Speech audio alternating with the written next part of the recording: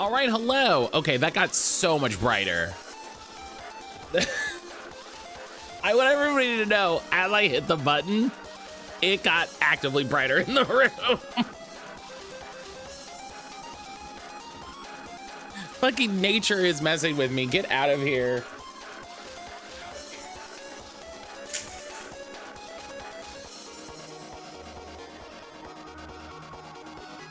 Like, I was sitting here, I was like, gosh, like, it's kind of gloomy today. Like, you know, it's not very bright, but, you know, all the lights are on and stuff like that. And I was like, gosh, it's gonna be kind of a gloomy day. And as soon as I hit the button, it was like, what if it was brighter? It's messed up. It's messed up. All right, let's say good morning, everybody. Celestian, hello. Celestian, good morning. D, hello. Good morning. I hope you're doing well. Andy, hello. Gabby, hello. Hope you're both having a good morning. Don't yell at me, but I've been riding with brakes for 20 hours. No, I'm going to yell at you. Don't do anything for 20 hours. What is wrong with you? Don't do anything for 20 hours.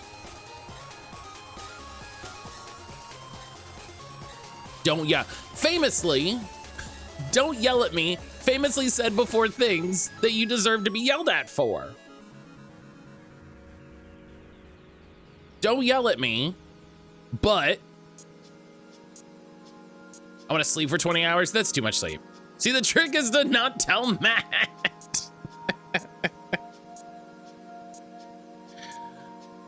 The trick is to, yeah, it's true. That's true. The trick is you're just not going to tell me. The trick is you just have to not tell me. When a manic state sleeps impossible, I'm just being productive. Stop it. Just stop it.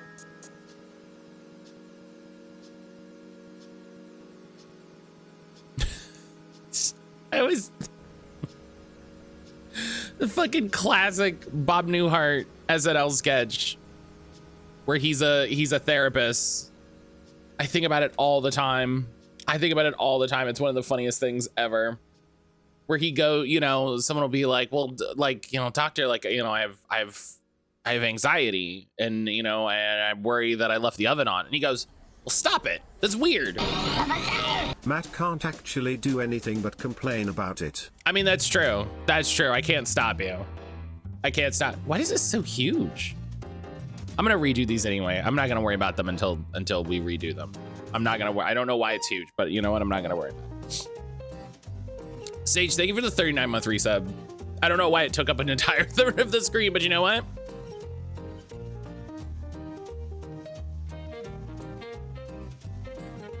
Sage, thank you for the 39-month resub. Holy shit. It's so many months. It's so many months.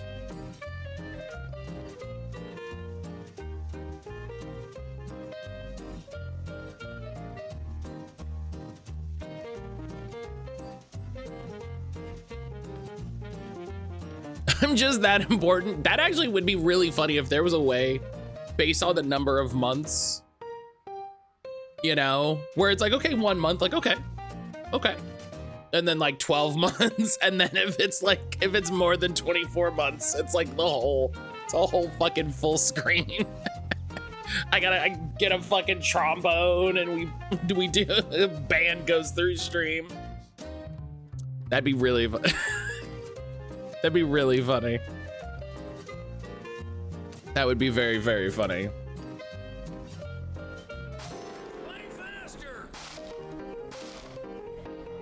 We may need an FF series chat in the game threads. Do we not have one? Do we not make one? And I say we, like,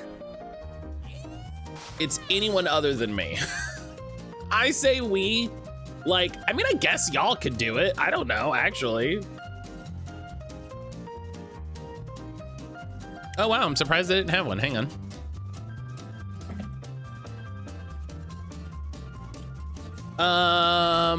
What's the funniest one to use?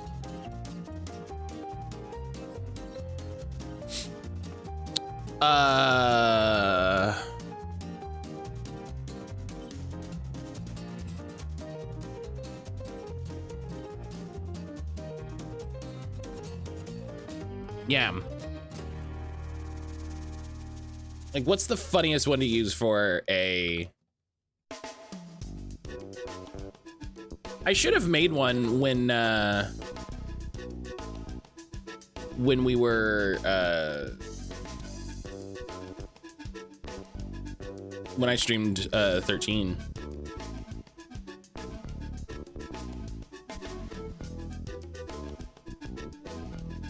Okay.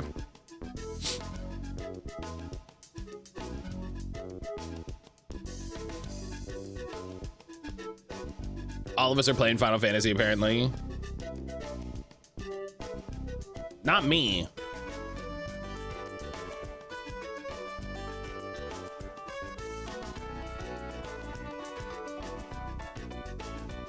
Not me.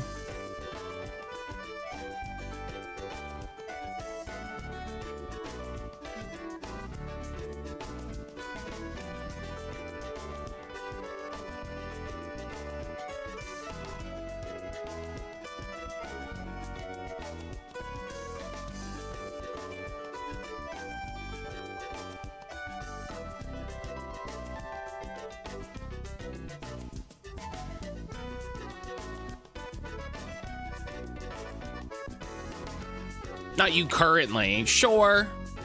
Sure.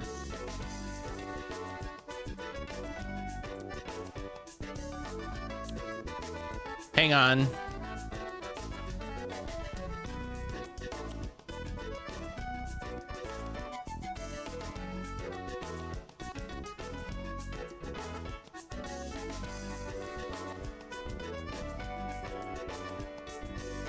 Oh, wait, hang on. Let me unblock him so I can take a screenshot.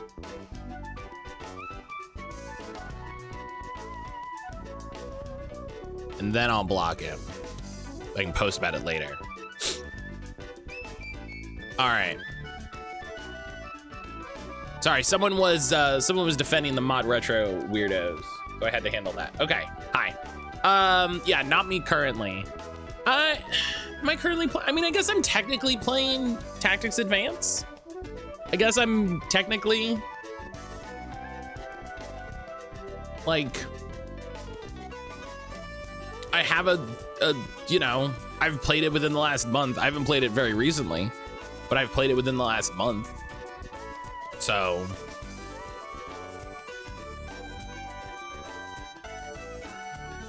you know, not beating the allegations, I guess.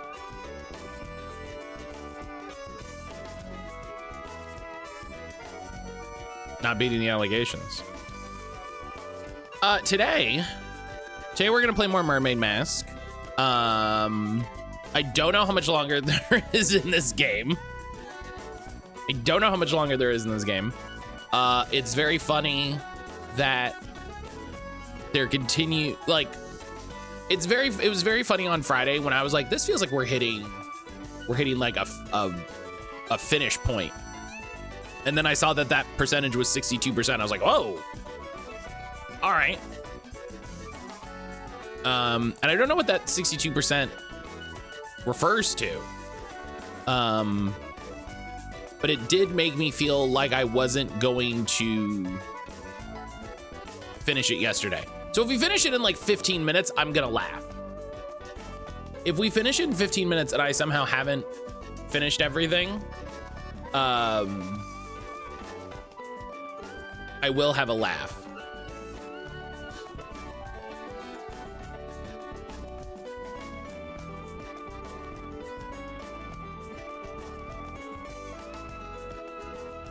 Trying to think of all of the Final Fantasy games I've finished. I think it's literally just, I beat 7 with Brian. I beat 10 with Brian. Thinking back through my life, I literally don't think I've beat any other one. Like, I beat 13s on stream, obviously. But other than those,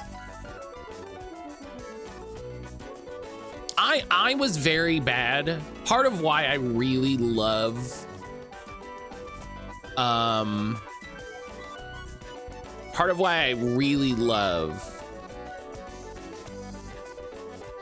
streaming, why I really enjoy it,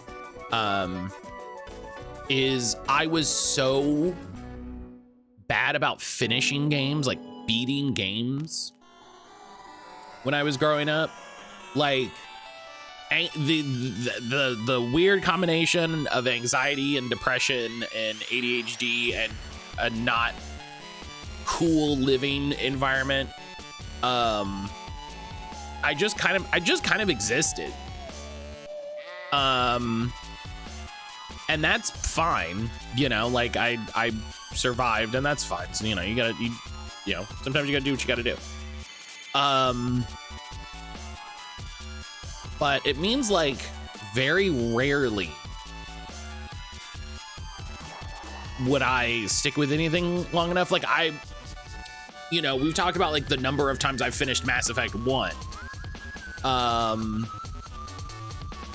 I think that's a very, from what I can recall, that is a very specific outlier. Like if I beat a game, I would probably beat it again. Like I remember beating Metal Gear Acid 2 and then starting a new game, you know, and like restarting. Which is funny. Like I really don't replay stuff now because I'm like, no, I got other stuff to play. I got other stuff. I haven't beat any of the ones from 7 to 13. You've barely touched 7 and 10 to 13. You're just skipping a bunch. Or are you saying you've beaten 1 to 6? Is that what you're saying? You've barely touched 7 to 13. Have you already beaten 1 to 6? Yeah, okay. I was like, Celestian, you're cutting out like half of them. What do you mean? You're just ignoring them. Final Fantasy didn't exist before Final Fantasy 7, okay? That is when it finally became that's, you know, somebody's wildly hot take YouTube video. Somebody's just nuclear take YouTube video.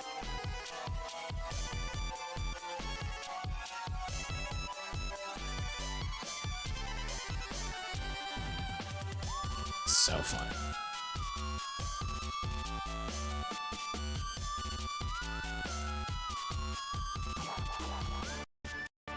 I missed the train on 7. That's a fun pun. I'm in no hurry to start that one. Why are you not? Wait.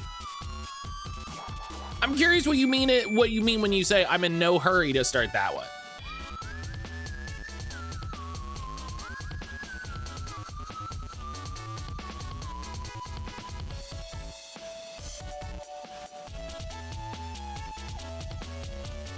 I mean, 7 is everyone's favorite, not mine. That's not my favorite.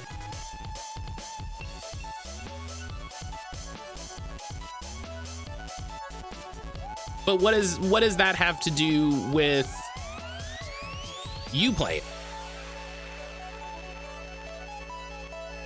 You guys finish games. This is about me. I mean, I technically get paid to finish games. So you know, I'm a professional gamer. We talked about this.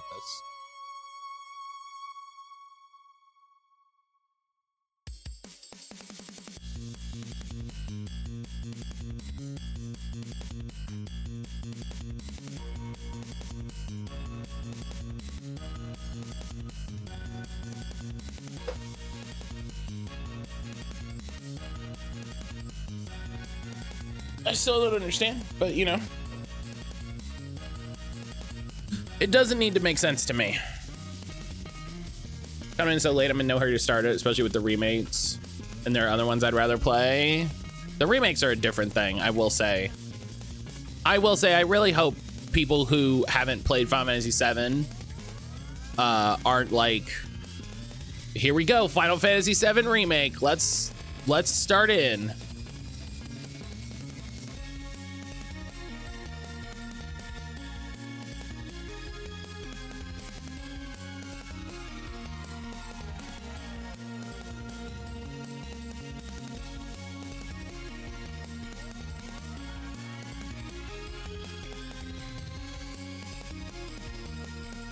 because they're not like folks trying to tell me Nier is great, and I'm like, I'll take your word for it. It was though. It is. Failed. Failed. Hello.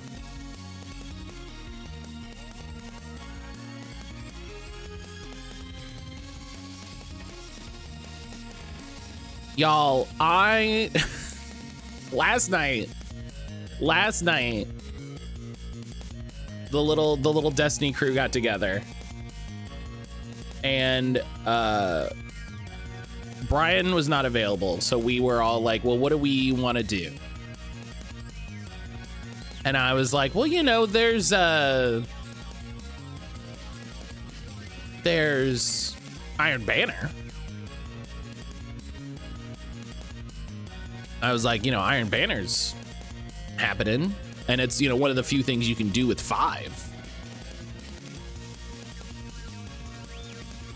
Some of the words that I heard failed say, let me tell you, let me tell you,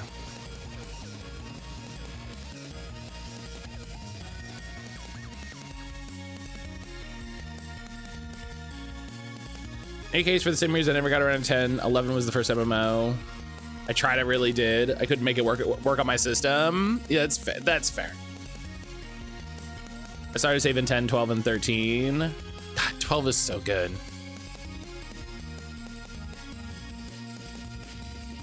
12 is so good. We're gonna do, God, we gotta do 12. We gotta do 12 sometime, and the problem is going to be that I want to stream the PC version. Because I do always want to stream, unless there's a specific reason, like, you know, unless there's a specific reason otherwise. I always want to stream the version that people can buy.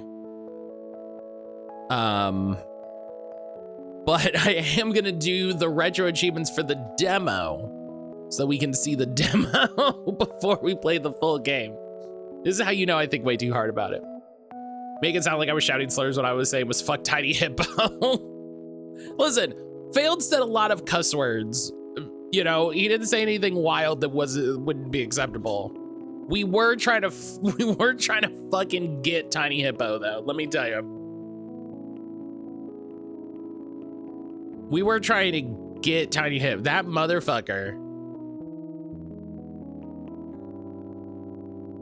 That motherfucker.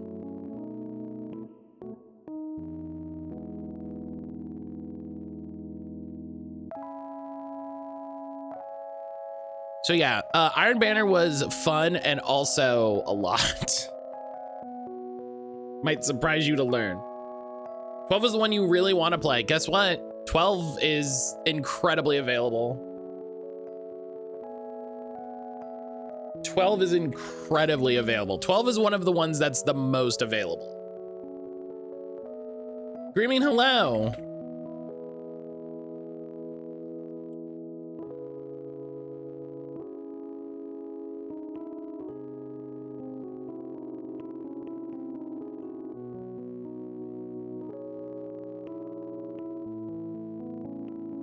Forgot they added new game minus. That's really funny.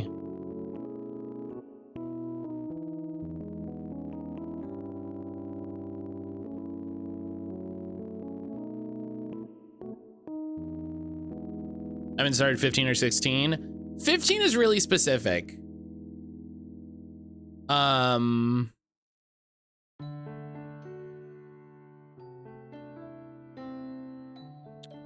is really specific. 16 is a whole other thing. And I'm not saying it's bad, I'm saying it's a whole other thing.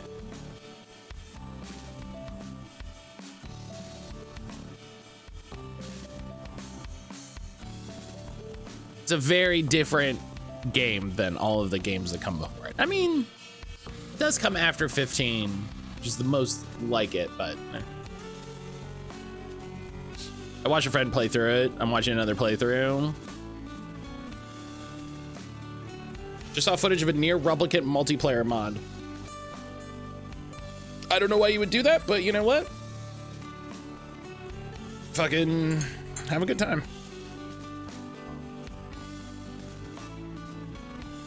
Failed, are you gonna spend today? Are you gonna spend today working on a PvP build?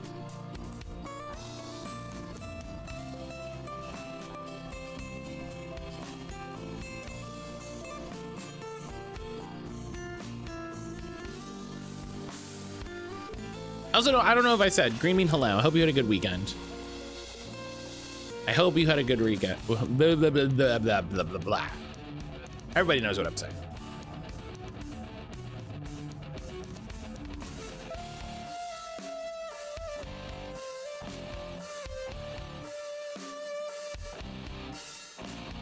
Probably not unless folks want to do trials.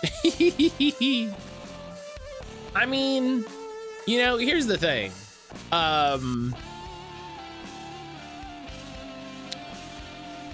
Brian would do it because Brian is also a sicko, and I'll do it to fuck around. You know, they reissued some of that shit, right?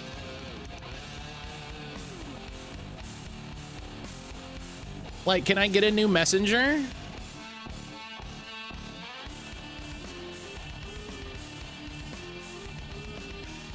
If the save ever wants to, if the search ever wants to load.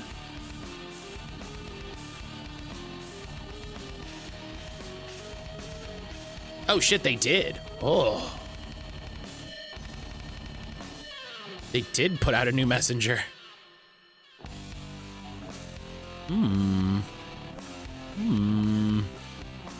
Rabbit hit head seeker.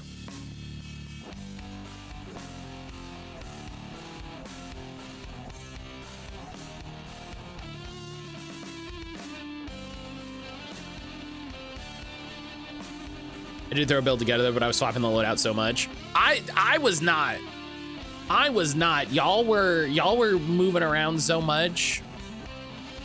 I pretty quickly settled into a scout and a pulse, and I was like, let's go.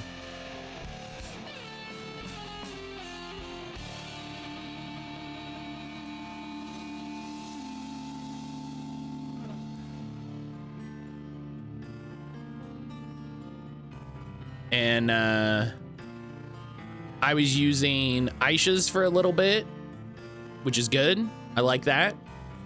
I would love a new Aisha's.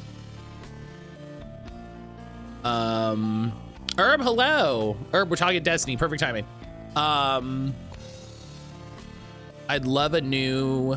Ooh, hello. Amalon Strand Pulse. Hello. I need one of these. I would love a new Aisha's. I would love a new messenger. I was oh no, it was summoner, I think, that I was grinding before they took it out.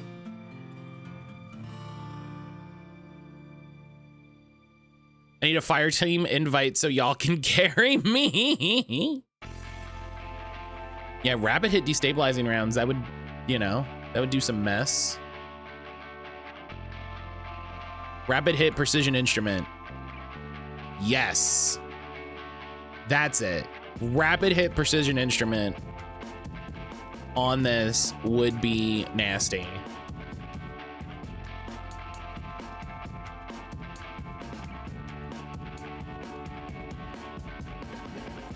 Accurized rounds, yeah, that makes sense.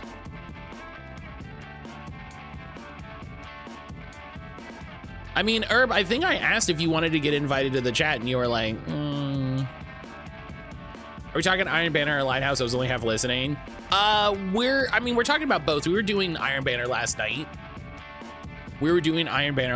But now I'm just looking at the new Trials weapons. So Oh yeah, Reed's regret. God, I remember when they added that. I remember when they added that.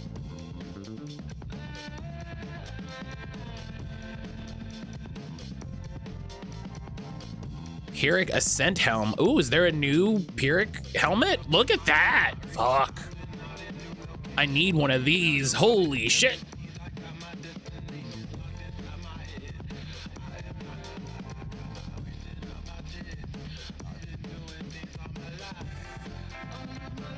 That looks good too. Oh, that's for Titan. Well, hey, guess what? That's for Titan. That looks great. New Helm of the Exile? Look at that. Fuck. All right, I need to not look at Destiny stuff. I need to not look at Destiny stuff. We're getting distracted. We're getting distracted. It's game time. It's game time. Yeah, Herb, when I asked if you wanted to be, I asked if you wanted to be in the group chat.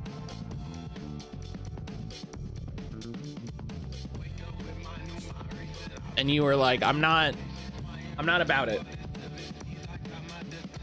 You know?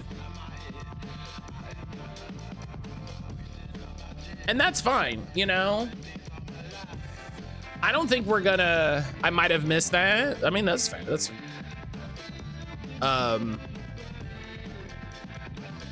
I don't think we're going to, like, if we do trials, like, we're not gonna go to the lighthouse. You know? But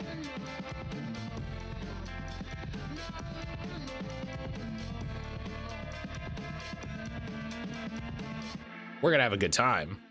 Matt just I don't recall saying that at all. Matt rewriting history. I'm pretty sure I said we're making a group chat. Do you want to be in it? And you were like, ah. And you know what? That's fine. Like I said at the time, that's okay.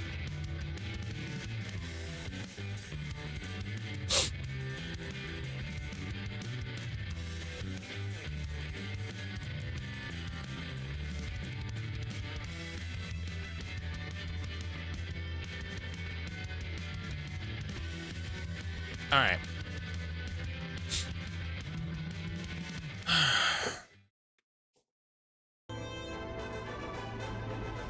We're gonna start the game.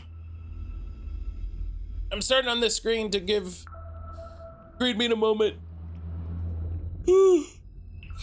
to recognize and lurk, or if they want to chat for a minute. Greedmeat, I hope you have a good day. Hopefully we can get back to playing something that you're not trying to play.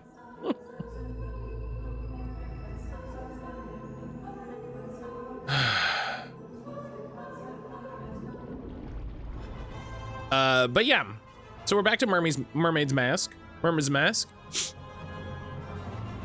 I keep forgetting it's not Mermaid's Mask, it's Mermaid Mask. It's the Mermaid Mask. I'm just kind of surprised there's not a possessive. Think we're gonna Panic Games for the key. I should always say that at the top. That's a great way to start, let me tell you. But we are currently exploring the sub. We're trying to find the last handful of clues. I'm guessing that we're finding all of the final secrets. Now Cynthia's not here, we So can finally take a closer look at that jacket. We could, but it's still locked behind glass. There must be some way to get at it. Well, there's an electronic panel over here. Some kind of switch, maybe?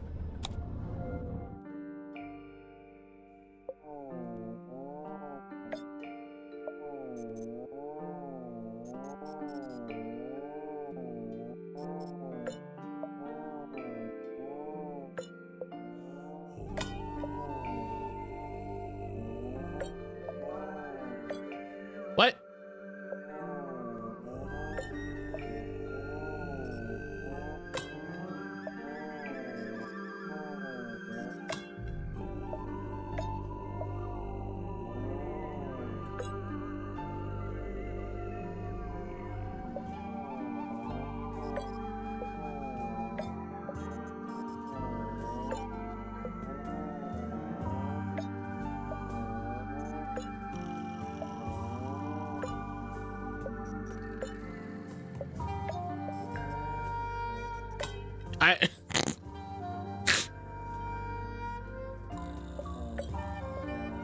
What?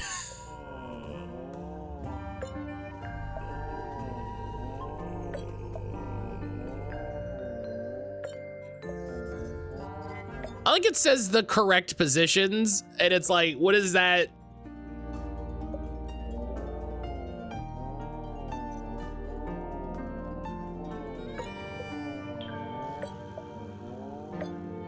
What does that refer? What does that refer to?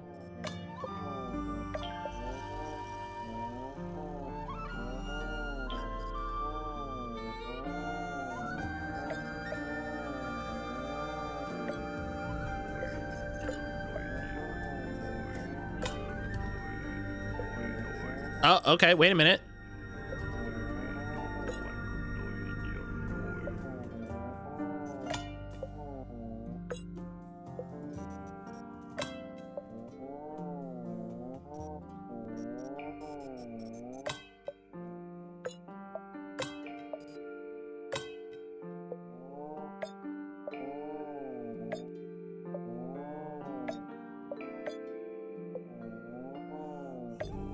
Is this correct? I don't know. That's the one. Yes. All right. That's a weird fucking puzzle, dude. I think I just had to get... I don't think there was a pattern to it. I think it was just... they will fit when you get it aligned properly. Do you know what I mean? Where it's just like, if you align it properly, it's fine. But it's just really... it's really funny to be presented with a puzzle like this. It's just like, put them in the right spot. And it's like, what is the right spot? There may have been a pattern when you first tried it. I don't know, because there was no Good job. reference for it. You know what I mean? There was no reference for it. Oh my God. Speaking of puzzles, Aaron and I played a good bit of Lorelei and the Laser Eyes this weekend.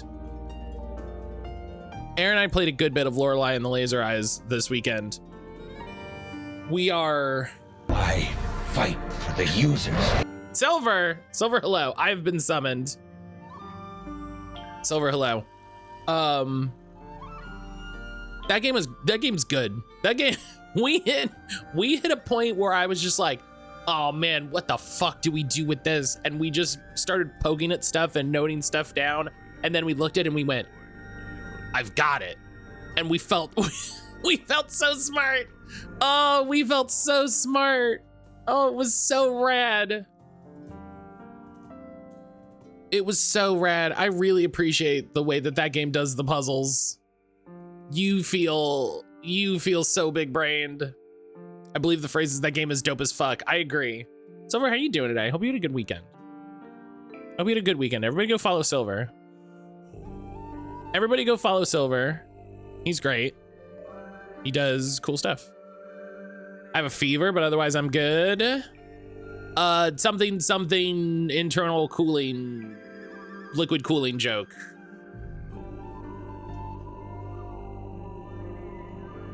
I haven't had enough caffeine. Yes.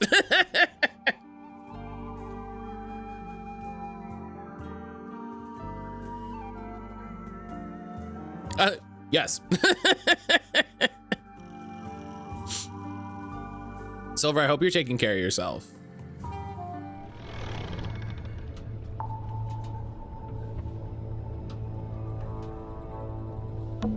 I've been dying to check in the pockets of this thing. Oh, hey, there's something bulky in here. Hello. After finishing the shelf and moving a bunch of board games, I'm mostly fine. Ooh, it's a radio. It's just like that one we found in the captain's cabin. Well, oh, this explains.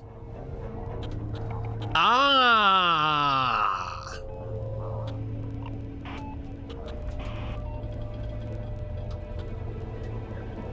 That explains why Mariana Moon heard something. Reunite the two handheld radios.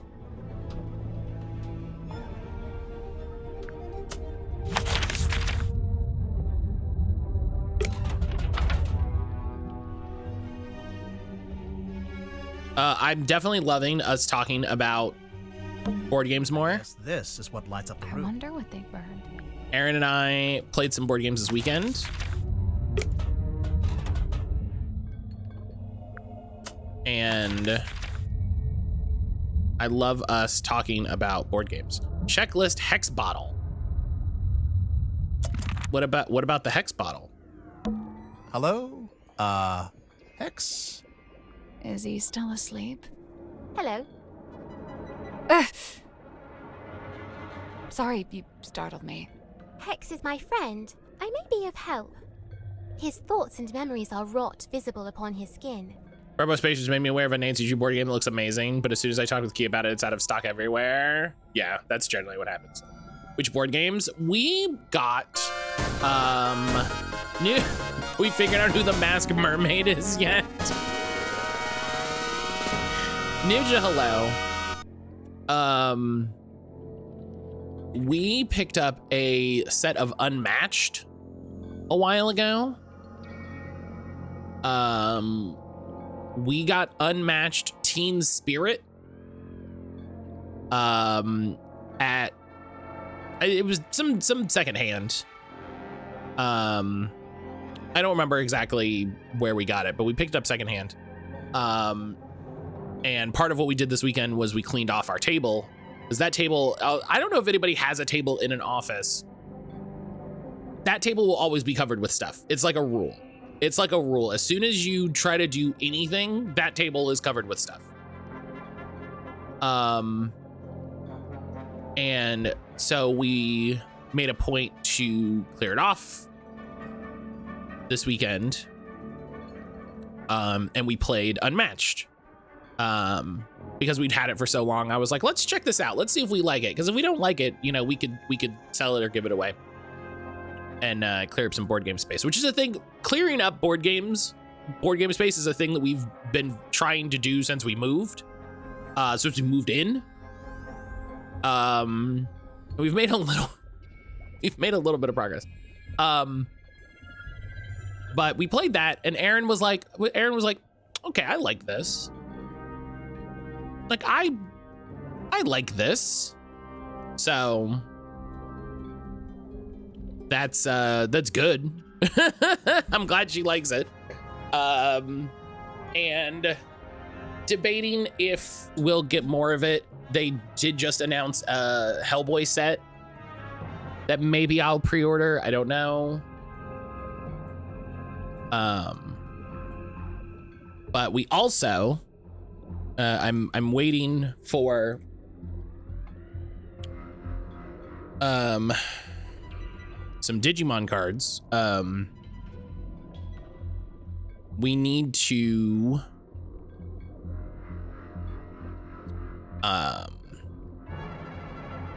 practice. I need to practice for the Digimon 3v3 that's coming up. I need to practice for the Digimon 3v3 that's coming up. I need to, get some games in. It sucks how difficult it is to get a proper board game shelf nowadays. Most places recommend 14-inch shelves for board games. You know, it's impossible to buy in person any 14-inch boards of anything. Calyx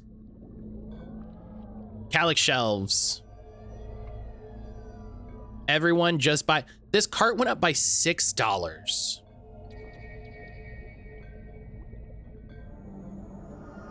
This cart of Digimon cards literally went up by $6 from when I put it together on Friday or Saturday, whenever I did, and today.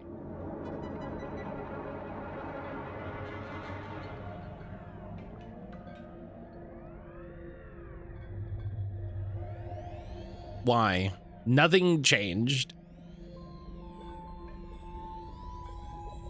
Other than the Calyx, they're not really supposed to be mounted. Luckily, the brackets I got will support a Calyx if we ever need one. No, they're not supposed to be mounted. No, they sit on the floor.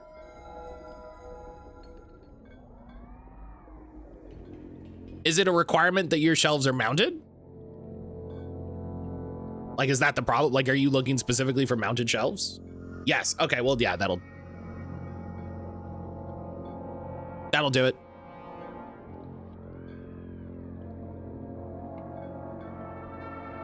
I'm so mad. I'm so mad. I just want to order these Digimon cards. Be done with it.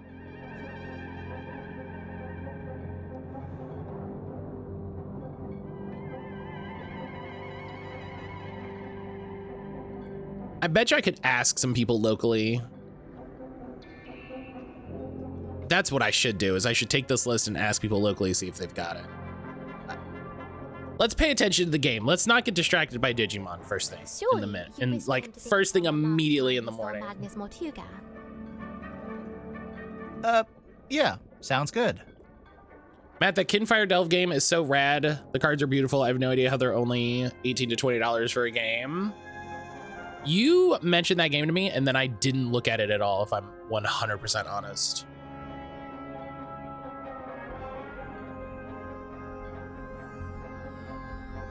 I see how it, no, like I pulled it up. I remember I pulled up the page and I was like, oh, I should look at this. And then I was closing tabs and I was like, I don't need to look at this. Like I didn't even think about it. I was just like, whatever.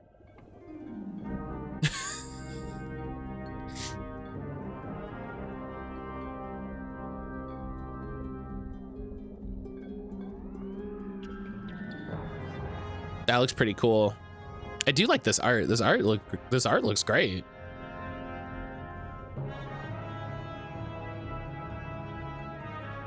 This art looks great. The big thing, Aaron and I are trying to get rid of some board games to put money together for Earthborn Rangers. I want Earthborn Rangers so bad. I want to play with Aaron. I'm mad that they're doing a TTRPG with the... Oh, I can just order it from their store?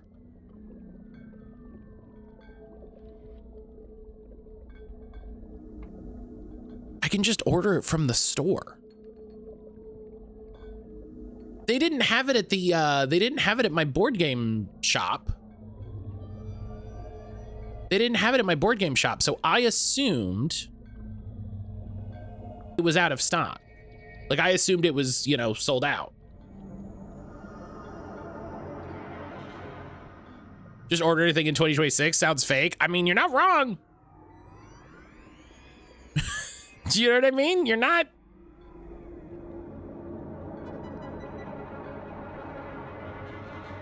There's no weird crowdfunding or con exclusive. What? They do have a... They did do a crowdfunder, I think.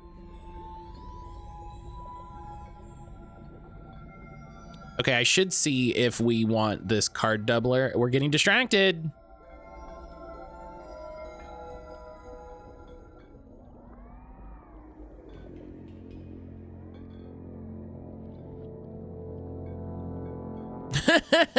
These are cool cards.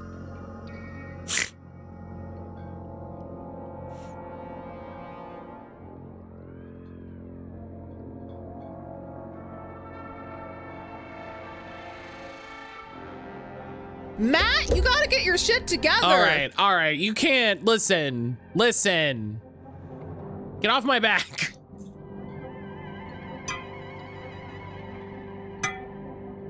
What's she doing? She's just tapping the glass.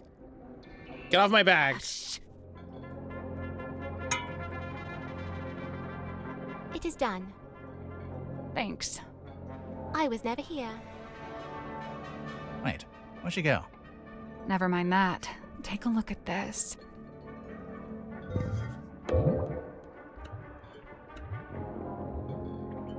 Whoa.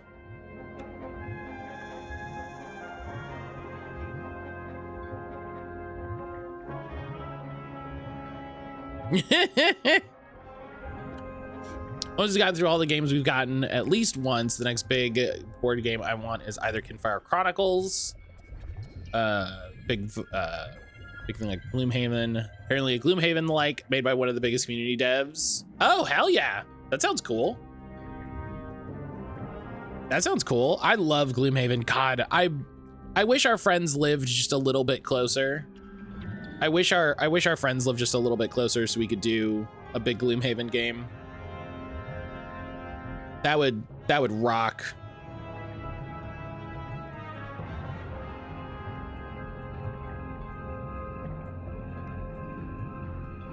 That would rock.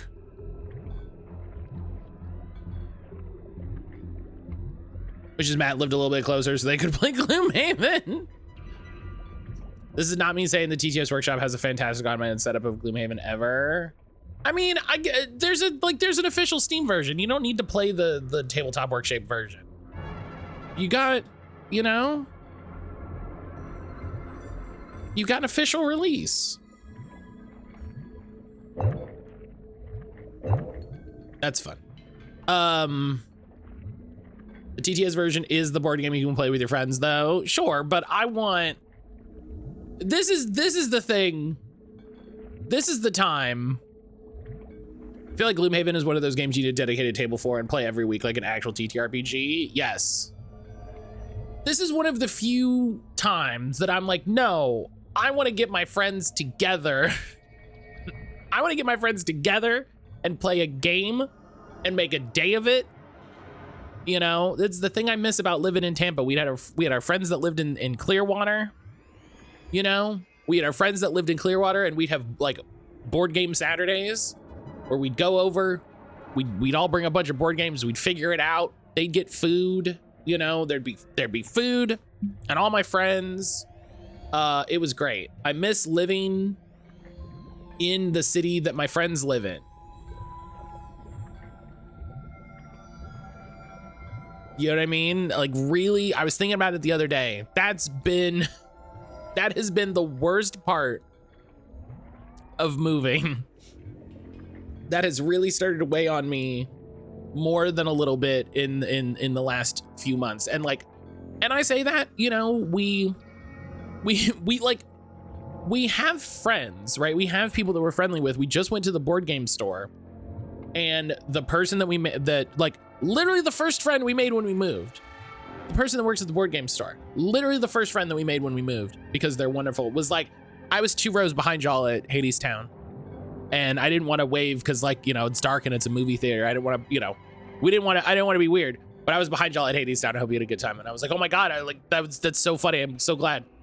And they're great, you know, and we love talking to them, and I'm meeting some friends, you know, and I'm making some friends with Digimon and stuff like that.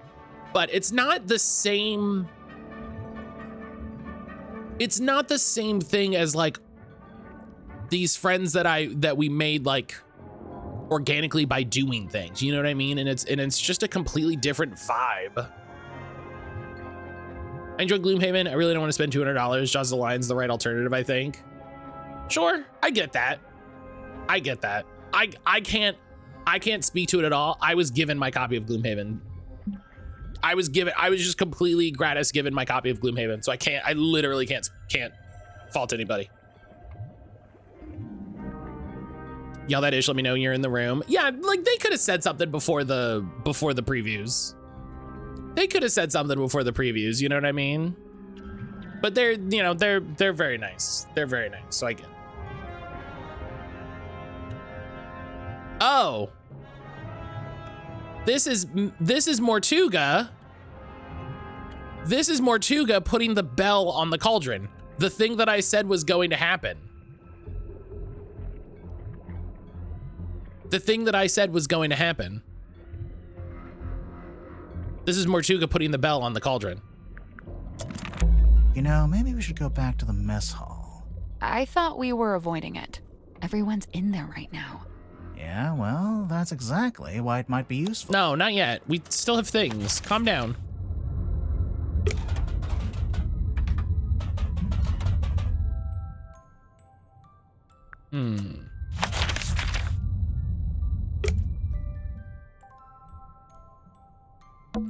Look at that little wooden house. Looks like it'd be a nice place to live. Oh, that's not where I wanted to go. I wanted to go here. Oh, but do I need 4 of 8? Is it saying I need 8 items before I can go back?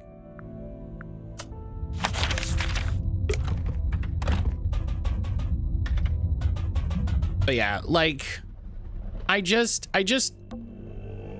Oh, the black You wanna box. Take another look in I here? do. But let's finish the check. You know, it's really funny to be like, I miss having friends when honestly, I have, There must like, be a way to get this I open. kind of have more friends now, but you know, it's different. Everybody knows what I'm saying. Here's what I love: a group of adult folks who want to get together for a weekly game night. Anyone to get there every once in a while to go see the Columbus Symphony shows downtown. We'll just have to hope we stumble across the There's- answers somewhere. I wonder if there was something we missed in Mariana's room. You know, I feel like, you know, there's any number of just like social clubs on, you know, Meetup and stuff like that. It's Mariana's A tips, lot of and she's people, not I here mean, to stop that was how I, inside. you know, initially got in So, with is some there anything people in there? doing TTRPGs. A mushroom puzzle box. I literally, when we moved from St. Pete to Tampa, I was like, oh, let's see if there's anybody doing TTRPGs that we could go hang out with.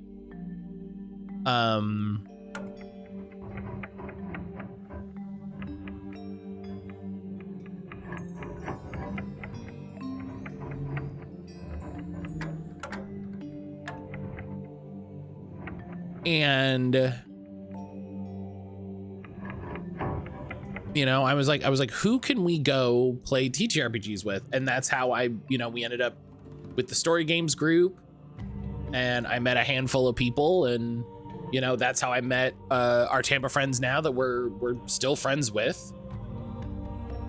You know, we're still friends with. We still have calls on Thursday.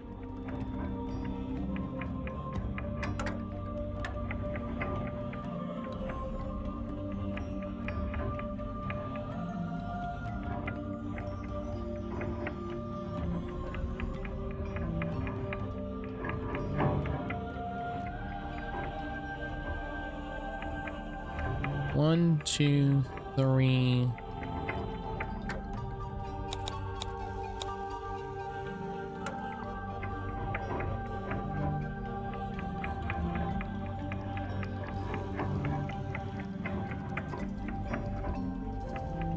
Hang on.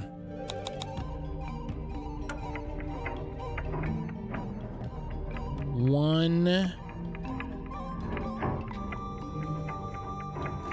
two,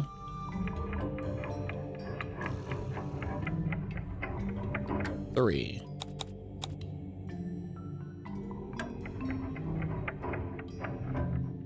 That glows regardless. That glows regardless. My supervisor sent an image to our chat that says the first 5 days of the weekend are the hardest. That's pretty good. 1, 2, 2. Illuminate. 1, 2, 3, 4. Never gleam. 1, 2, 3, 4, 5. There we go. Crushed it. nice. I'm so good at puzzles. It opened. I mean, Celestine, you're going out and playing Magic all the time, right? Like, just start making friends with adults.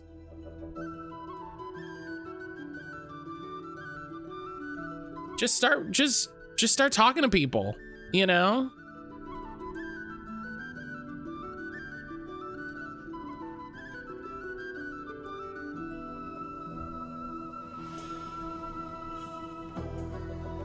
Just start talking to people. My anxiety, you know? Listen, I get it. I love you, and I'm here for it.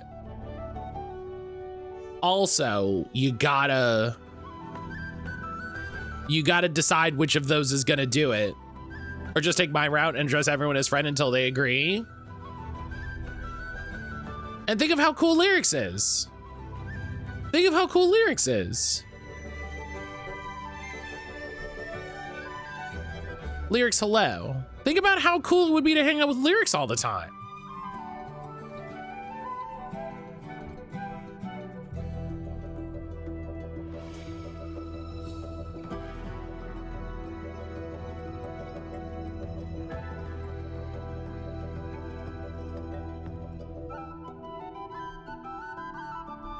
Oh, there's a little playable demo. Hang on.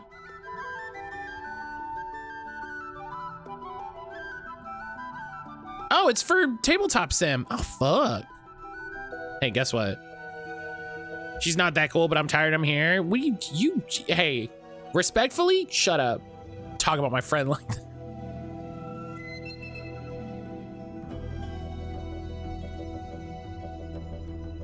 What's in there?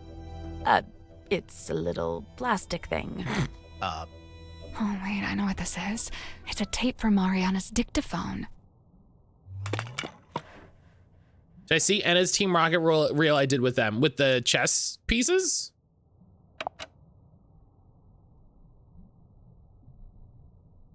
Trying to understand Sally's hair. Is it really curly?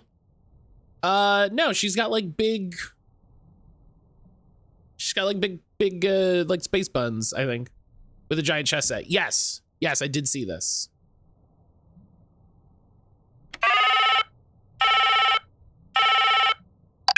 Hello, who's this?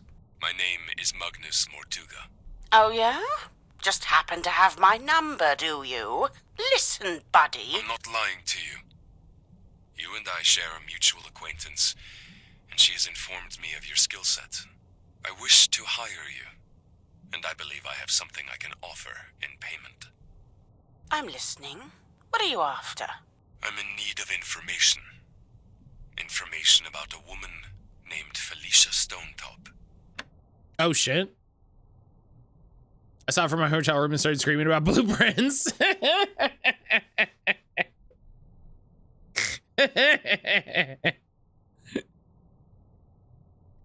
Real talk, though, I was talking to my therapist about trying to meet people last week. My biggest issue is needing to get out of the house. 90% of my socializing is online. I look forward to the Gundam Assembly game later this year. Hoping that'll get me out more regularly.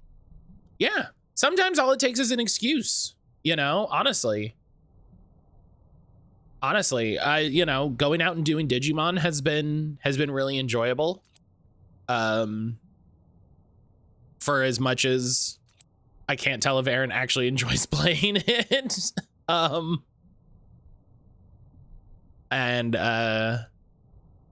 You know, but it's been nice to go out and meet people and go to different stores and just, you know, we've talked about this before, just doing things directly with people has been really fun.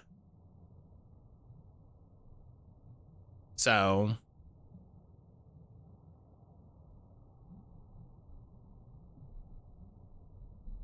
hang on.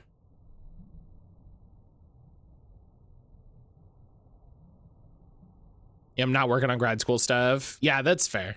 Yeah, if you've got like a specific thing, right? You've got a specific thing.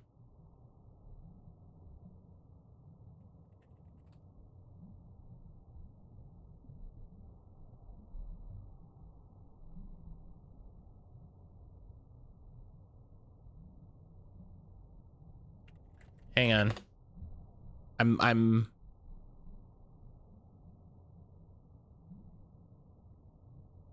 Did I make up that I got that email?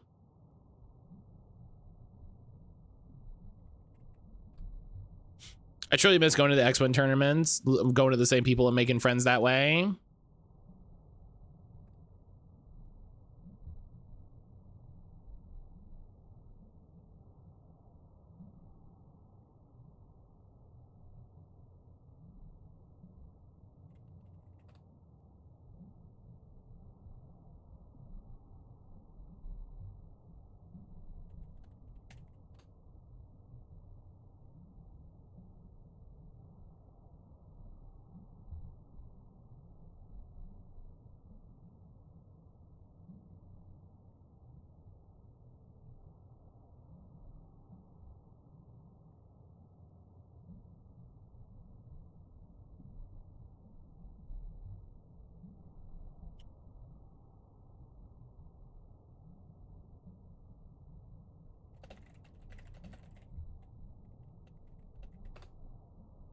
All right, sorry. I'm talking with Fawn about streaming stuff.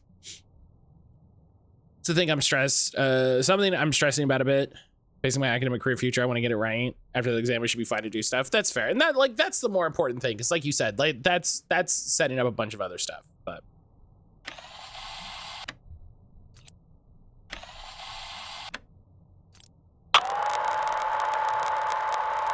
I really don't know why you're here.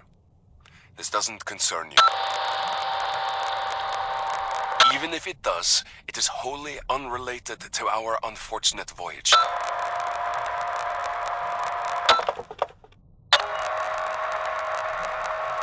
It doesn't open that way, it slides out at the side. Let me do it. these are There's tones. something inside. Wait, what's this?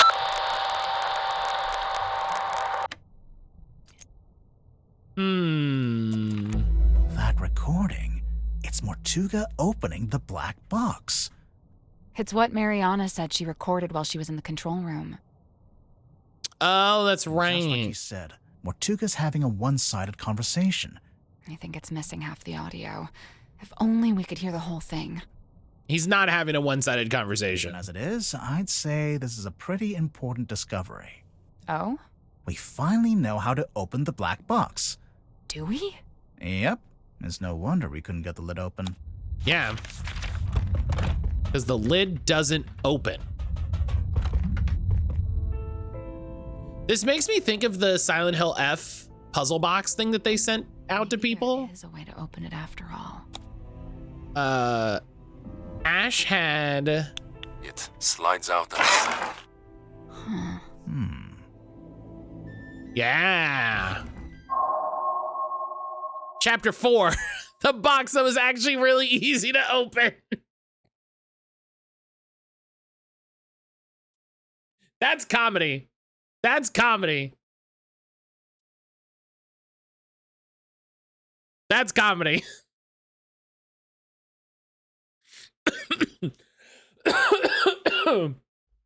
That's really funny.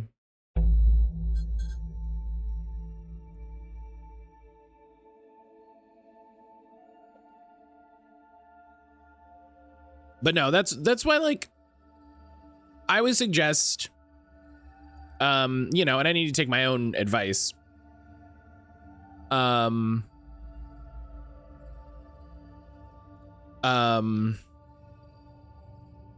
need to take my own advice, but you know, go to board game meetups.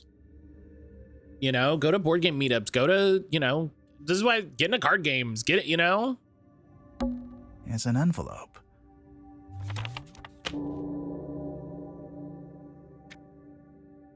A black-edged mourning envelope. It's been ripped open at the side and is currently empty. Governor Faustus Fellow and Selena Stonetop, Governor's Manor, Fellow Estate, Ponder Hill, Silkworm on Sea.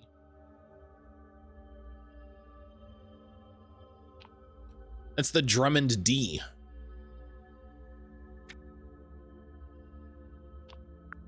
It's empty. Those black edges. Yeah, it's a mourning envelope. It's used to send news of someone's death. It's a scroll. This is the other half of the ripped thing. Or do what I did with Anna, become friends with an extrovert and then be friends with all their friends. I know you wanted the coordinates, but I don't know them. So this is all you get. If you don't know how to make use of it, that's your problem, not mine. We put it all back how we found it with the exception of the key, which, as you're well aware, has been safely around my neck ever since. Remember, it destroyed my father within a few short years. He was a man of sturdy constitution too, or he had been. Before we found it, before she spoke to us, a wise man would simply put the entire thing out of his mind. SS. Solomon Stonetop. So they found this egg with the thing on top. Yeah, I know. Should we put it back together? All in good time. It's a film reel. Mm-hmm. I mean, but you still had to make friends. You still had to go somewhere and make friends, right? You still had to go somewhere and do a thing and be a friend. The rain is incessant, but it's oddly localized, like a local biome. Fluid, What I believe to be amniotic fluid is being diluted. I'm curious to see what happens. We believe it was born here long ago. How long, I cannot say. We found traces of its pilgrimage to the south. It's barren for some miles until, of course, you near the coast. Follow the line and you'd come to a small settlement known as Silkworm. It may be endangered, or it may hold a position of insight. I'm not sure. I'd like to suggest one of you travel there and find out. Faustus, I thought perhaps this might interest you in particular. Ask for a man named Solomon Stonetop.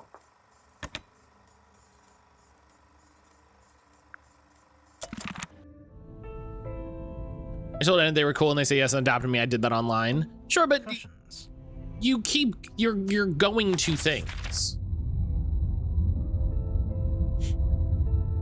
What else do I need? Oh, hey, can I get down here now?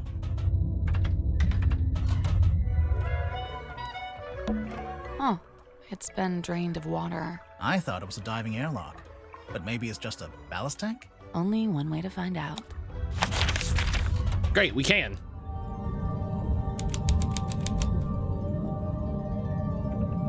I mean, the obvious thing is this, but let's poke around. Don't touch that door. It goes right out into the ocean. I doubt you could open it if you wanted to. It's probably pressure locked while the room is drained of water. But if the room was full of water... Then yeah, you could use it to go outside. Why is there an upside-down dome attached to the bottom of the submarine? I guess it's a bit like a glass-bottom boat. So it's just for looking out into the ocean? Maybe. There's a drain here. That must be how the room fills and empties itself with water. It's a real, actual treasure chest. Hell yeah. Let's open it. Let's open it. Hold on. I'm just savoring the moment. And done. Thank you.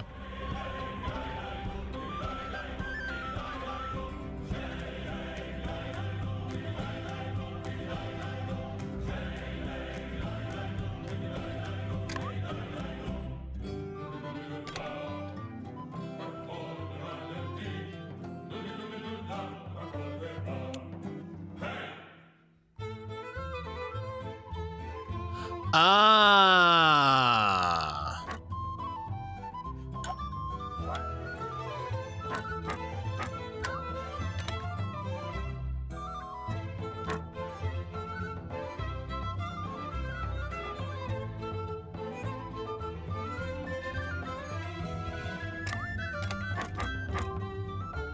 This is funny.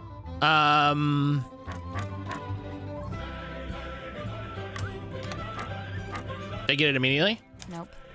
So there's 12 big keyholes. Those are for pirate keys.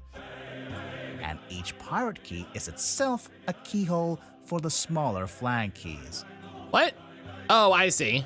I noticed the pirates can rotate too. Okay. Oh, this guy's not aligned correctly. I guess that's wrong. For each pirate key, there's a flag key that matches it. But the pirate keys also need to be in the right positions, in relation to the colored lighthouses.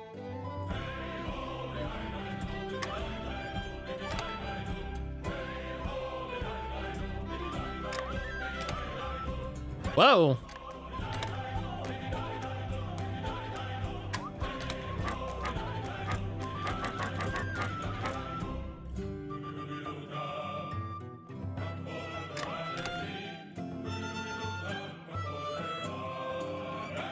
Oh, wait.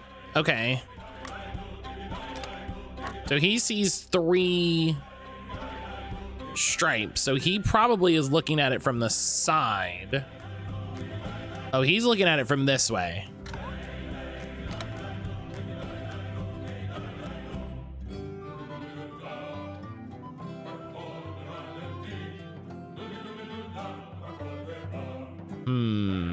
Honk, fuck off. Brian, hello. Mattcaulder ending ending today. Yeah, we're shutting down. We're shutting down mattcaulder today.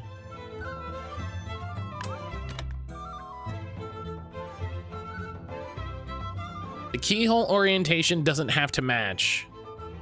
I don't know what you mean.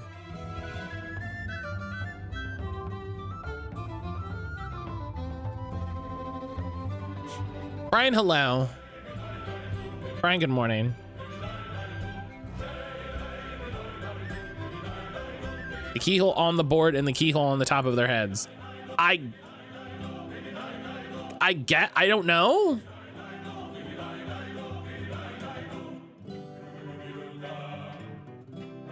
That was right. There we go. No, it does not.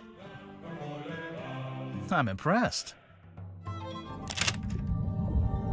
What's inside? Ouch. Ouch. What happened? I cut my finger. Oh, God. There's something sharp in there. Sadly, I am a gamer. Ocean treasure. Oh, no. Can I not delete my own messages anymore? No, I don't know.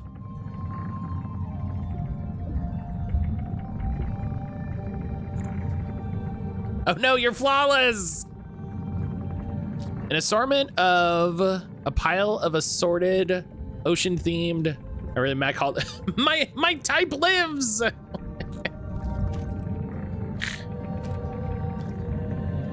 Pile of treasure. I guess it was the coral that's sharp. It's weird. It's like a crystal. Do I need to get excited about finishing today? Never. What's wrong with you? I also still don't know. We're still only at 65%, so... It's actually treasure. Do I have to be in mod view to do it? Maybe. That's very funny. Gems. Standard treasure. You were hoping for something else? That's very funny. I assumed to be something weird. Something confusing. Something to turn the case on its head, you know? Standard treasure, you know, just regular treasure. Find all the clues. Gather the clues, but for real this time. That's very funny. All right, so there's something still here to find in the airlock grotto. Why is I guess so? it's maybe. Rocks, complete with their own barnacles, seaweed, and starfish. I assume they're decorative, but they're real. Rocks. I assume they're decorative. And it's the ocean floor. Not quite. It's a bunch of sand on the bottom of the dome. Looks like the ocean floor. And don't touch that door. I doubt. It's probably pressure. And yeah, you could use it to go outside.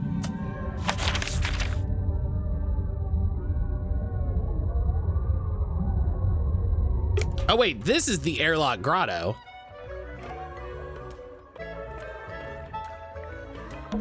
Well, Tadpole's not here. Thus, you're free to start breaking her belongings.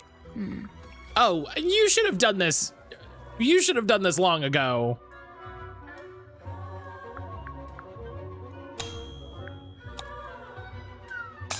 Hell yeah. Perfect. Perfect. Perfect mini game. Perfect mini game. What are you gonna break it with? Perfect. Now we can finally take a proper look at this.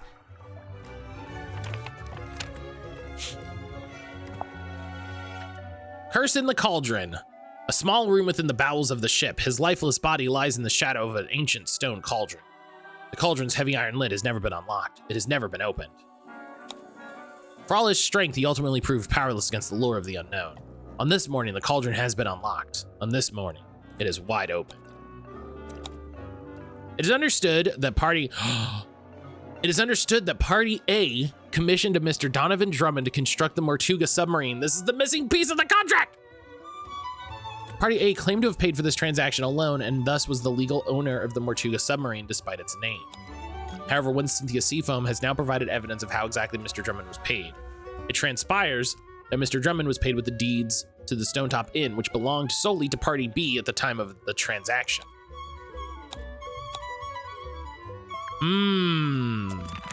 Well, that looked familiar. It's a secret third page of the command contract. Secret second page, technically. Yes. which proves that I don't think it's between Magnus and Cynthia.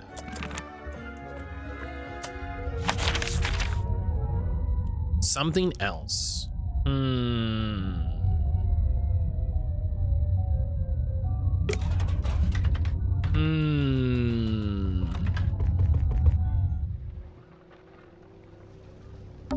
Holy Grimoire, there's a giant wooden woman tied to the back of the submarine. I was wondering if they kept. I half expected, but it's too big to fit. It's the figurehead. Okay, we knew about the figurehead. It's the mast. It's been snapped in half. A bad storm, maybe? What can we get to now that everybody's out of their rooms? This is the thing. A bed. It's neat as a pin. A bed. It's a mess. Piles of books. They're all classic fantasy adventure novels. Oh, I've read this one. The Sapphire Sword. I thought that said the Sapphic Sword and I was gonna be It's about shocked. a boy who learns how to travel between dimensions. Using the titular Sapphire Sword, I presume. No, there's no sword. What? But the sword is a metaphor. No, I'm mad about that. That's silly.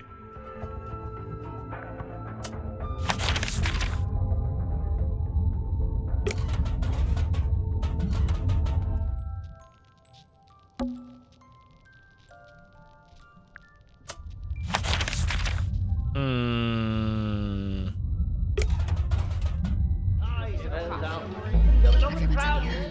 I don't think they've spotted us. Let's stay back here. Maybe we can listen in on what they're each talking about. Eavesdropping? No, I never used that word, but yeah.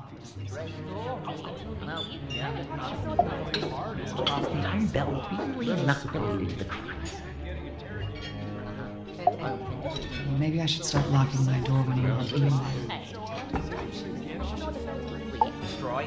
Safely concealed behind the bookcase. Sure, I recorded Mortuga opening the black box. He was talking to Hef and he made a call. Oh, we have all the rest of the checklist. Oh, I see. Pocket of Mom's jacket. This tells us all of the things we can need to go. Tadpole wouldn't let me swim in her pool. Well, then suppose. That's very funny.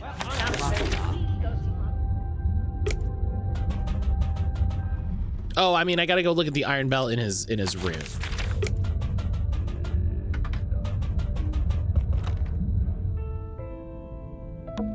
Maybe it's time we took another look at this iron bell. So, we've been calling it a bell this whole time. It's not a bell at all.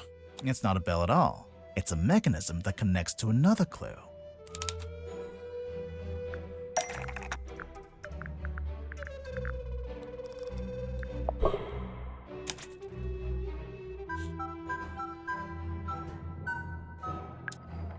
This bit.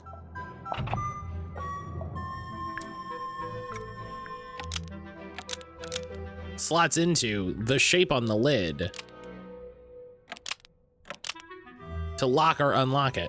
The hanging part slots into the shape on the lid to lock or unlock the cauldron. If the bell attaches onto the top of the cauldron, then it must be possible to move it down into the room below, into the illusion theater. What are you suggesting? We carry it along the hallway, down the ladder, along another hallway? No, there's gotta be some simple way to do it. Yeah, let's take another look at this room.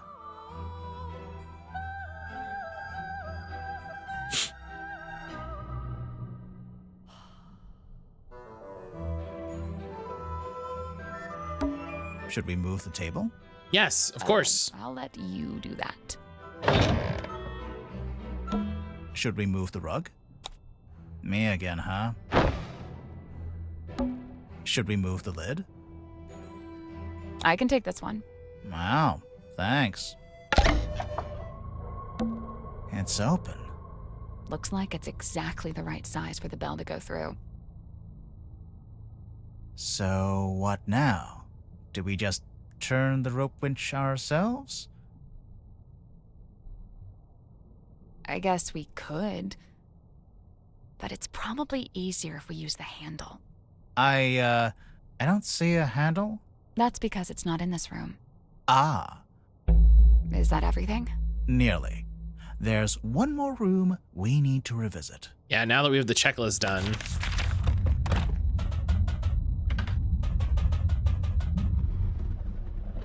Well, here we are.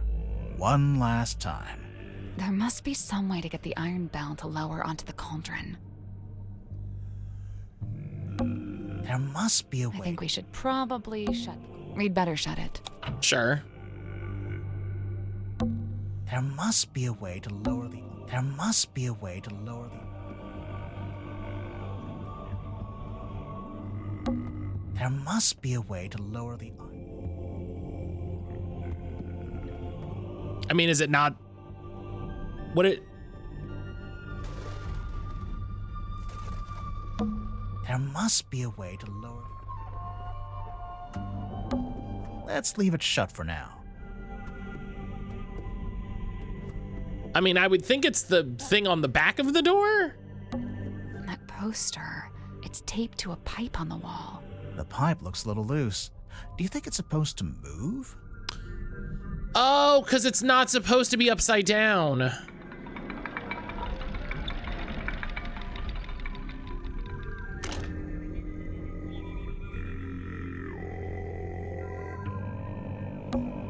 What do you know? It fits perfectly. So when the iron bell is placed over the cauldron, it can be used to lock or unlock the lid. It could, if we can work out how to activate it.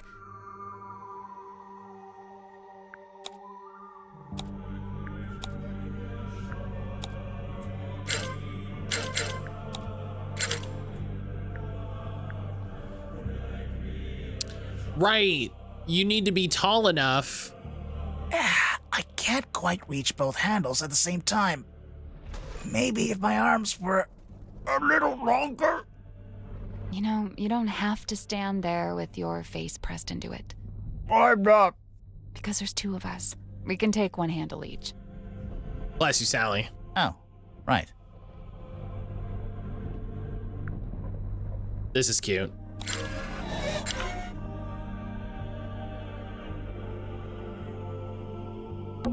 So that's how you unlock the cauldron. The top part spun around. That mechanism, it was really fast. But there's something in particular I think we should take a look at. That little metal part isn't supposed to be there, huh? I wonder.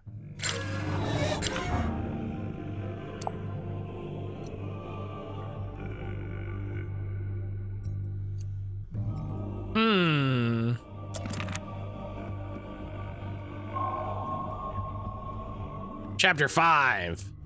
The unveiling of the illusion theater. This is cool.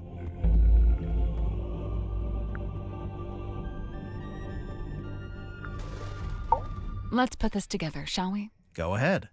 So, Mortuga opened the cauldron in order to take something out of it. And that's when he was killed.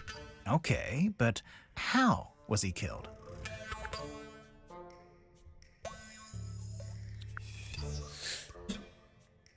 Oh!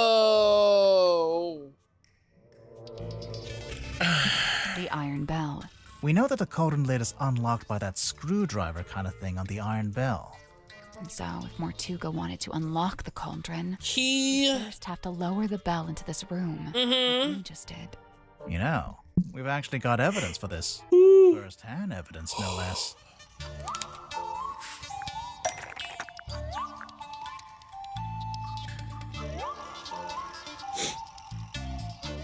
Her dictaphone, right? That's not it.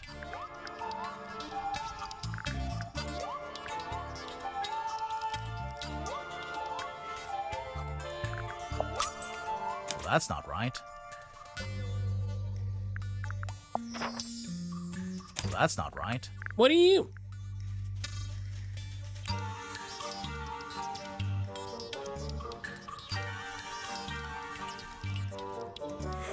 Oh.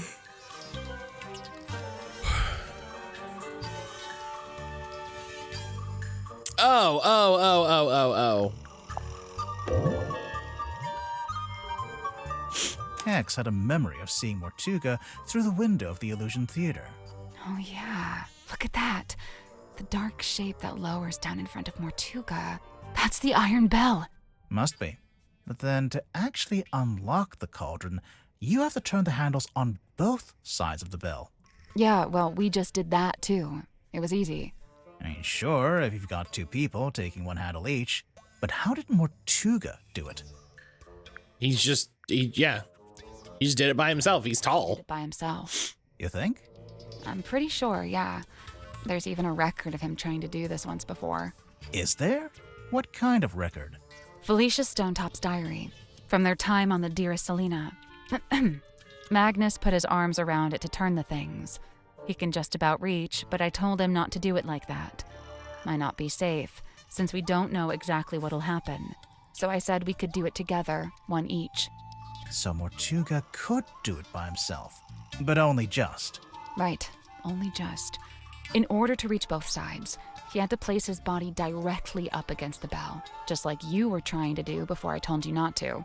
And that's what got him killed? Mm-hmm.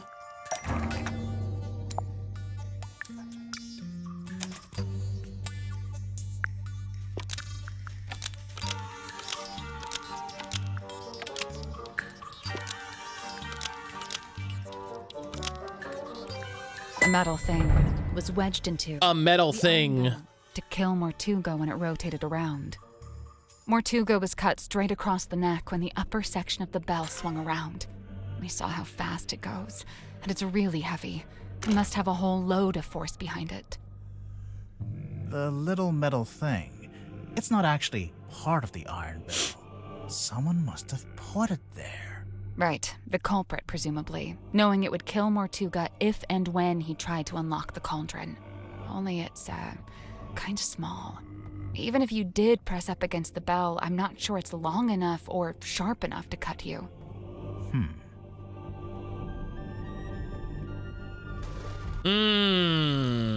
It was longer, but it's been broken in half. The part sticking out of the bell isn't the complete murder weapon. It's a fragment left behind when it was broken, presumably when the culprit took it back out. A fragment of what? A knife?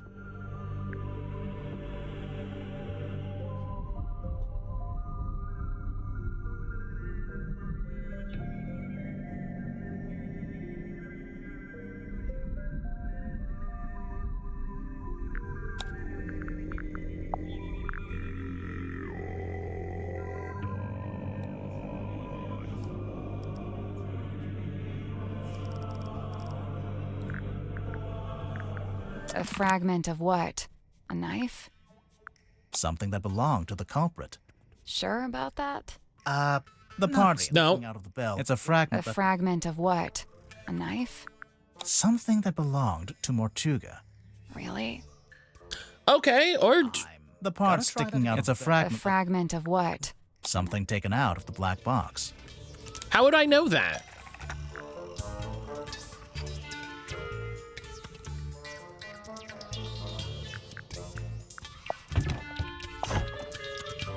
That's not right.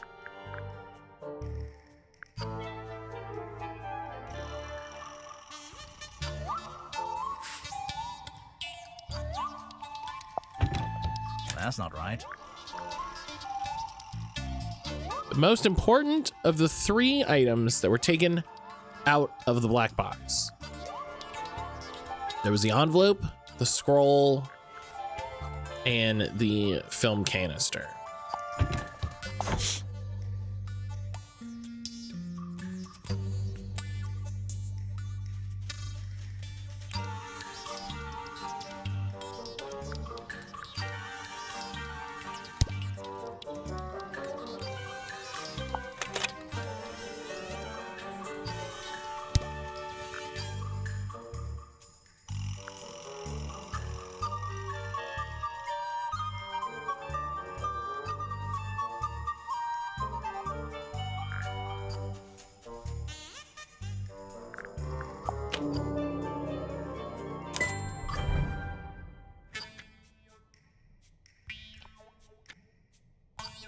What?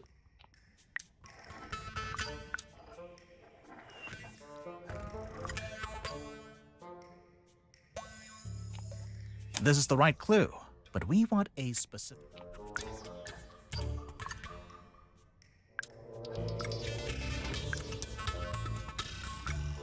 This is the correct clue, but we need to choose. This is the correct clue, but... This is the correct clue. This is the correct clue, but... The envelope's empty now, but there's an imprint of what was in there when Mortuga first opened the box. Oh! It's pretty clear. You can see exactly what shape it is. I couldn't see that. Okay, I couldn't see that at all. I didn't. And why was it in that envelope?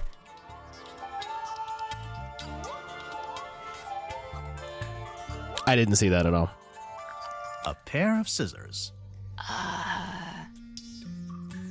Yeah, let's the do envelope's that again. empty. It's so obviously a pair of scissors, though. But what is it?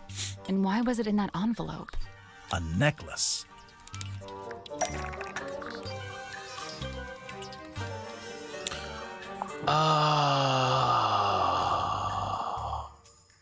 We'll get to that later. Oh, a painting of someone wearing the necklace. Hey, guess what? This is the right clue. I put it on the thing and then it moved it. Get out of here. I'm like, Matt, do you not see? I did not see. I absolutely did not see. 100% did not see it. She's wearing it in the painting. I'm pretty sure she is anyway. I don't know. It doesn't show the necklace very clearly. It's half hidden in her dress.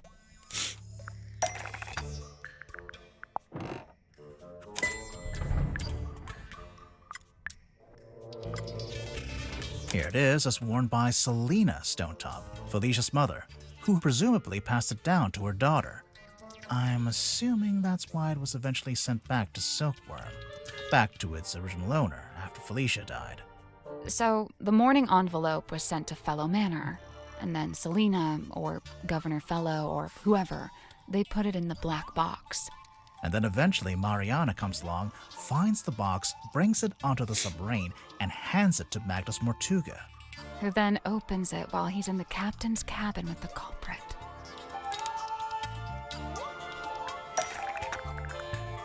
Evidence of Mortuga opening the black box.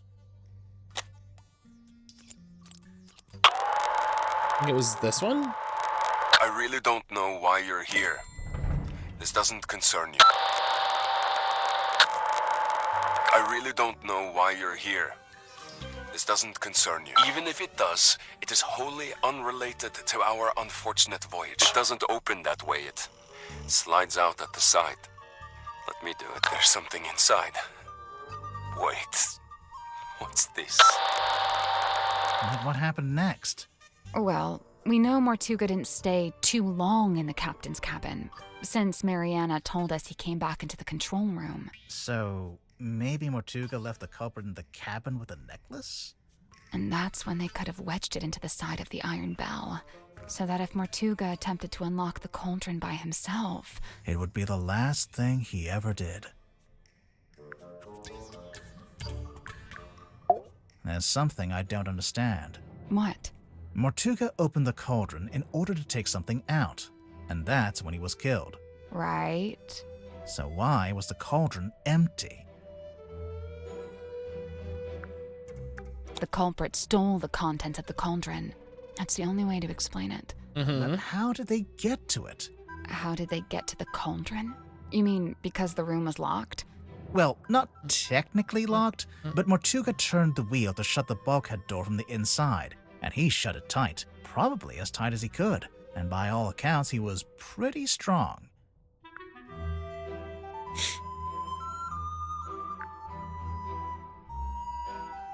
The culprit didn't need to use that door.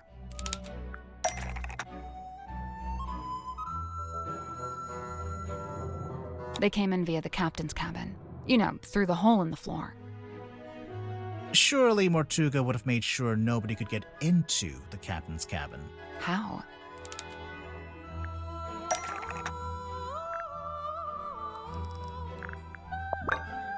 He had a key. he would have locked it. You think? Definitely, since he'd have rearranged it like we just did, moving the desk and the rug to reveal the hole. He wouldn't want anyone wandering in and seeing that. Mm-hmm. It would have been the eyeball key. But how? I doubt Mortuga left it lying around. He probably took it with him. Yeah, I'm pretty sure Mortuga did take the key into the illusion theater. But then he died in a locked room. So how did someone else get hold of it?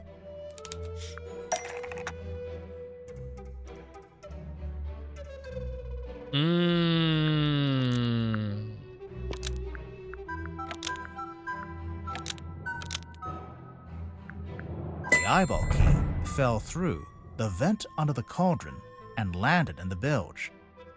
It fell into the bilge? Remember how it smelled kind of weird? That's the bilge water smell. So the eyeball key just happened to roll across the floor and into the vent? No. Well, because it didn't happen by accident. The culprit tilted the submarine. The culprit tilted the submarine.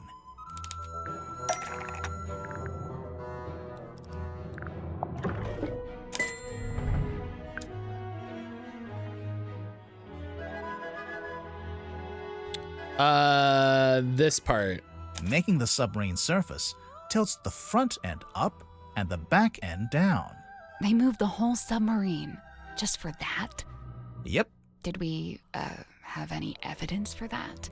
Aside from most of the suspects mentioning it in their statements. Oh yeah. Anything else? A clue found at the crime scene.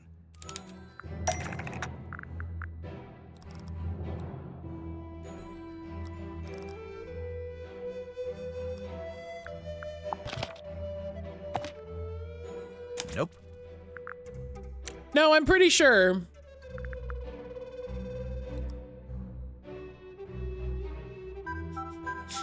I'm pretty sure.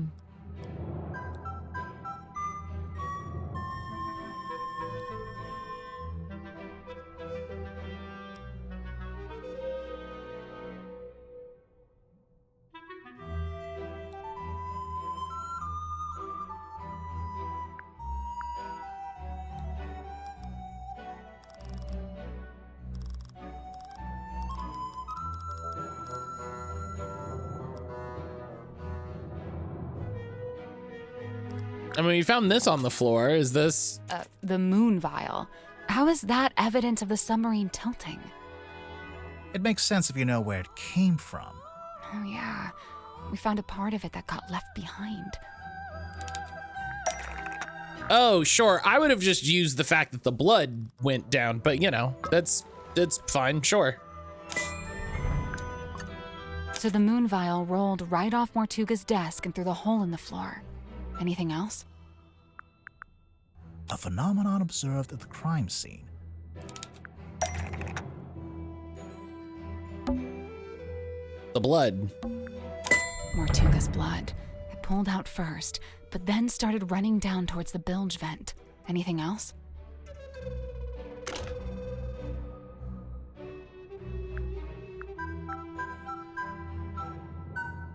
A clue found in the control room.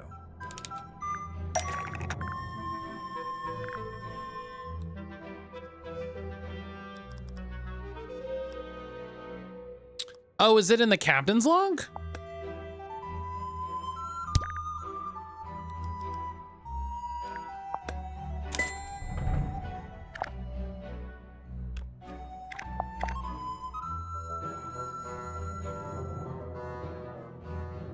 A log card from the day of the murder.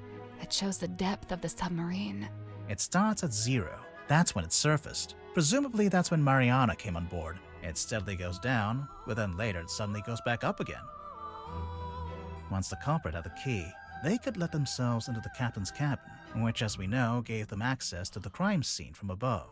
They climbed down the rope, through the hole, and into this room, where they were free to take the contents of the cauldron for themselves. Although, to get out, they'd need to climb back up the bell rope, meaning they'd have to leave the illusion theater with the iron bell still lowered onto the cauldron. Right, well, I figured they just turned the rope winch manually. I'm sure you could, even if it's not how you're supposed to do it. And After that, all they had to do was cover the hole back up with a rug in the desk. And lock the captain's cabin on their way out. It's about time we went to speak with everyone else. Mess hall? Let's go. All right. Where did everyone go? Wait, do you hear that?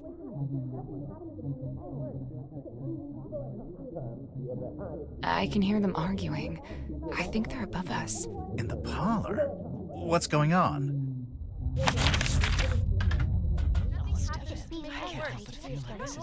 Last time we'll all be in the same place like this. Could be a good one, wouldn't you? Hey. Although I can't confirm she ever had it. Look, I know this isn't ideal, but this is just how it needs to be until we can. Cynthia, you have visitors? Hi. Hey. We're back. What's going on? Cynthia's decided to lock us in. I've just locked the foredeck access, just for the time being. How come? She may have gone mad. We're still assessing. She's worried the culprit will attempt to escape as soon as they're named. Oh, we're naming the culprit? Lovely. Been looking forward to this. We're still doing that? I thought Cynthia fired the detective dudes. She didn't fire us. On the contrary, we've been pretty busy. On the contrary. Solving the mystery. All right. It must have been red herring, that motherfucker. That motherfucker. The murder of Magnus Mortuga. Pod hello. Do what we were hired and not fired to do. Show me where it was fired. Reasonable, really. I'm sorry, everyone. This is very funny. Click a big button. What are we looking at? Do you have the murder weapon? No. Kinda? Right. Kinda. Kinda. Cynthia, maybe you should have fired them. No, look. Listen to me. Mortuga was killed by the mechanism of the iron bell. It lowers onto the cauldron and they fit together. It's a big mechanical lock. Right. And there's this little metal thing wedged in the side. It's not. Who do you think it is? The last game taught me. Oh, we're just okay. That's fair. We're just fading to black while they. Never opening or closing the bulkhead. The last game taught me that So it's never who you expect. So It's a necklace? Felicia Stonetop's necklace. And it's you just go with the flow. Right. Apart from a small fragment that snapped off and was left in the iron bell. And Mortuga was killed because he tried to take something out of the cauldron? Take what out of the cauldron? It can only really be one thing. The one thing that all of this has been about.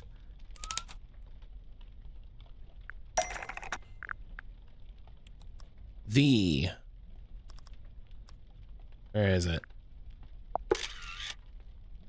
That's not it. That's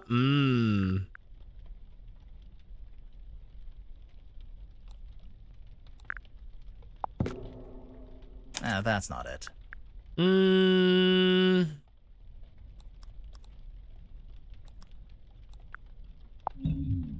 Oh, what am I saying? What am I saying?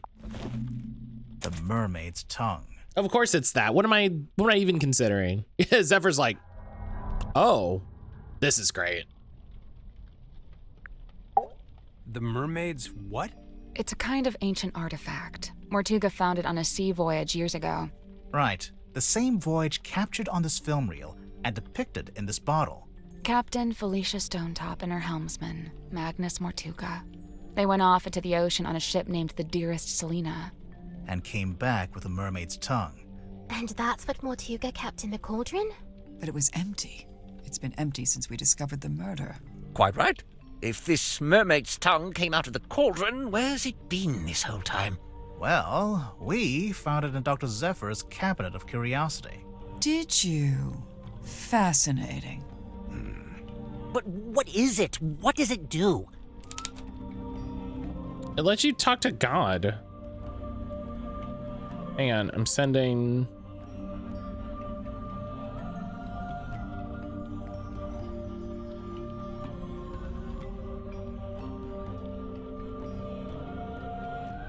How do you not appearance? Okay, I know how to spell. Tadpole's ready to launch that man. Yeah. It lets you speak with God or something, you know?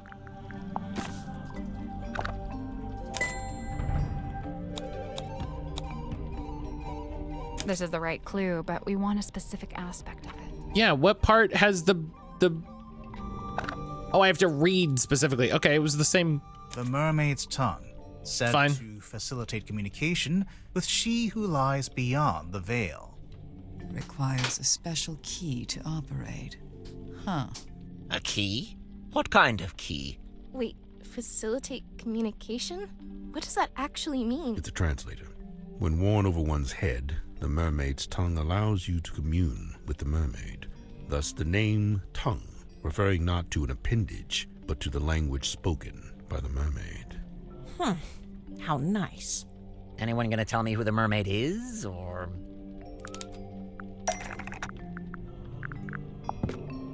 So there's a painting painted by Selena Stonetop, we think. And a photograph taken with a submarine's underwater imaging system. And, why would you need a translator to talk to her? She's not local, or what?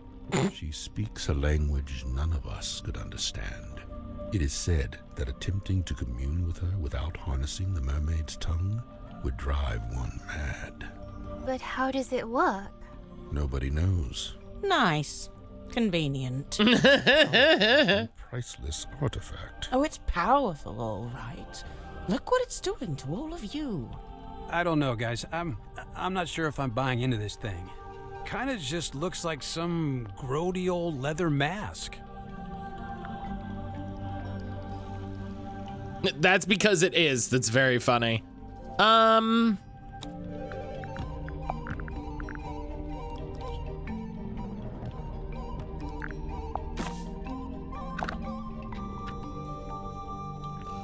Aha! Okay, I was curious. Kind of just looks like some grody old leather. That's because it's not complete.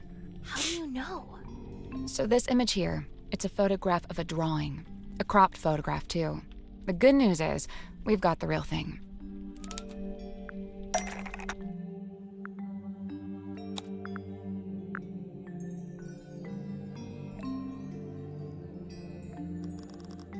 Okay, well, the bottom part has to be the thing itself. What? Oh. Oh.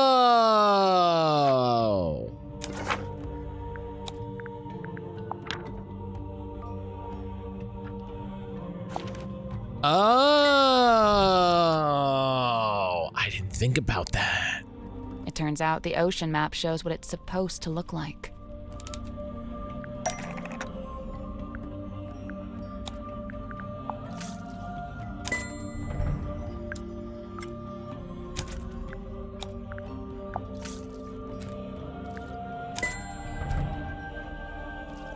Oh my gosh. Please, please, please.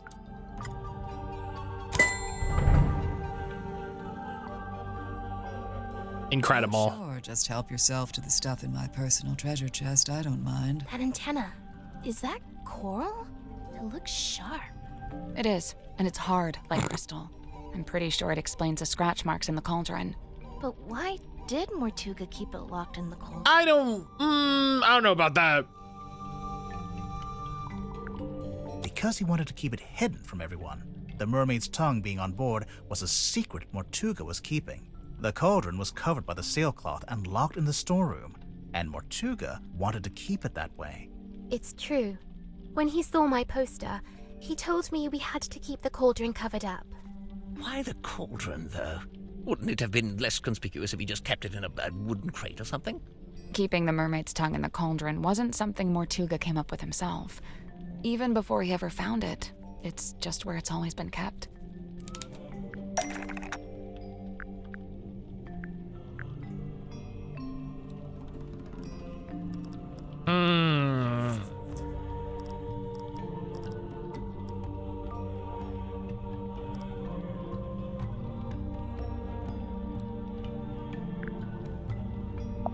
I gotta pee, but this is getting good.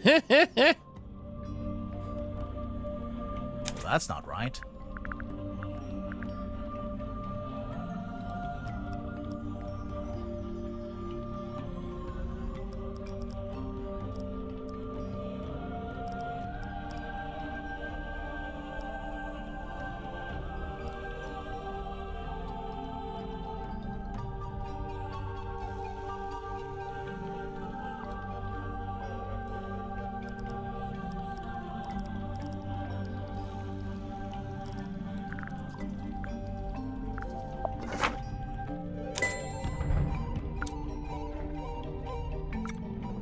There it is. See?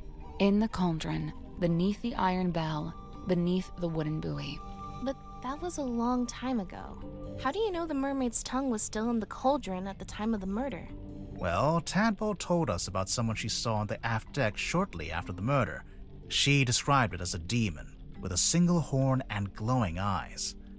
Oh my god, I forgot about that completely. Right. We figured they'd just taken it from the cauldron after killing Mortuga. I forgot about that part completely. Knew about the mermaid's tongue. Knew what it was. Knew how to use it. Definitely.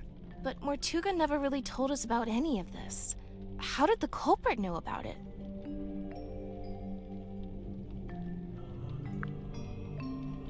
Because they were the third person on the Dearest Selena voyage.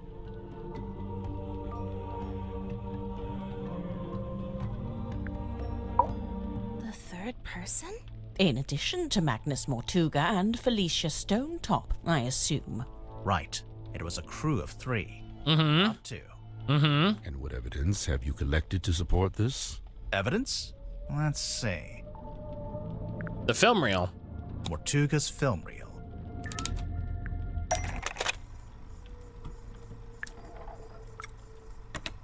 But it's like right here. Right. I didn't really explain it yet, huh? The opening of the door. Yeah, look at that. Spooky. Let's It is spooky. I do really love that it's spooky. The audio recording of him opening the black box. Mortuga opening. What recording is this? I really don't know why you're here. It's a little unnerving. I love how creepy it is. It's great. It's just like, oh, why is that so creepy? It's wholly unrelated to our unfortunate voyage.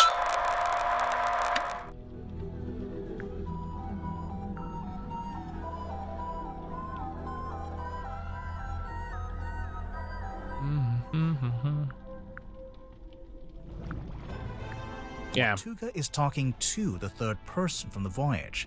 Is he? I only hear the one voice.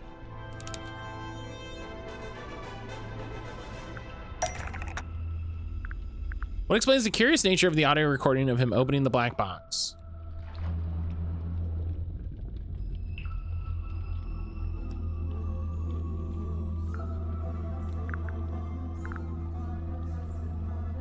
I mean...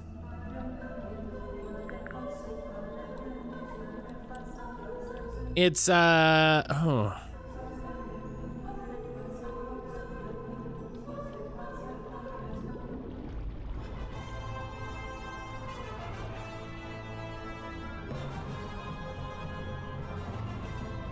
Okay.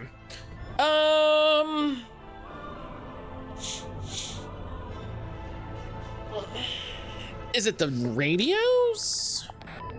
Before it reached Marianne's Yes. pipe, the audio was transmitted from the cabin to the control room by these radios. Only they're faulty, or one of them is, at least. It turns itself on and off every few seconds. The cadence happened to line up with the conversation, so you only get Mortuga's half. Huh. That's quite the coincidence. Personally, if I'd written that, I'd feel guilty. There are more things in heaven and earth, Mr. Werman. Yeah. Let's see.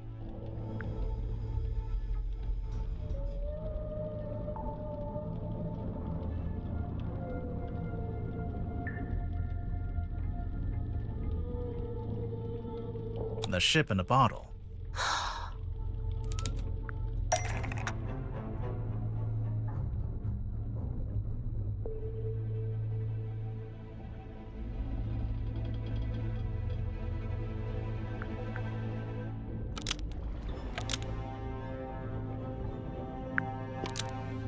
The ship in a bottle rattles when you shake it because a model of someone else is hidden inside the ship. The ship in a bottle rattles when you shake it because a model of someone else is hidden inside the ship.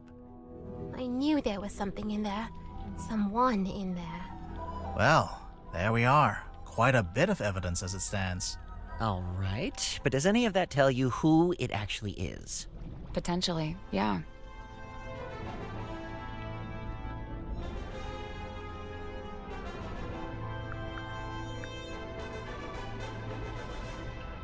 The door opening in the background of the film.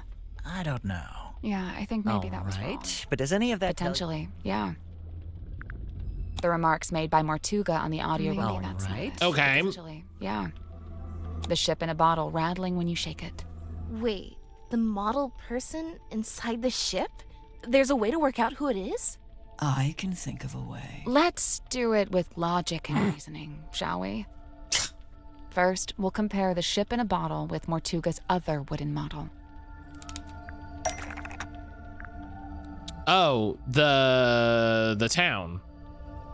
Where's that? Where's that? Where's that? There it is. Because we can rule out all these people. The model town. What about it? The people in the town. I'm not so sure about that. Well, okay. The model town. What about it? As soon as I clicked the people in the town, I saw the people that aren't in the town, and that's silly. It's silly. The people who aren't in the town. What do you mean? Mortuga and Felicia aren't in the town because they're on the ship. Selena too, I suppose, since she's the figurehead. I don't think they're who she's talking about. It's important to remember that the model town is specific to Mortuga's life. When adding the model figures, he only included people he had dealings with. And he only detailed the buildings he was familiar with. The rest are just generic blocks. With this in mind, there's someone else who should be here, but isn't.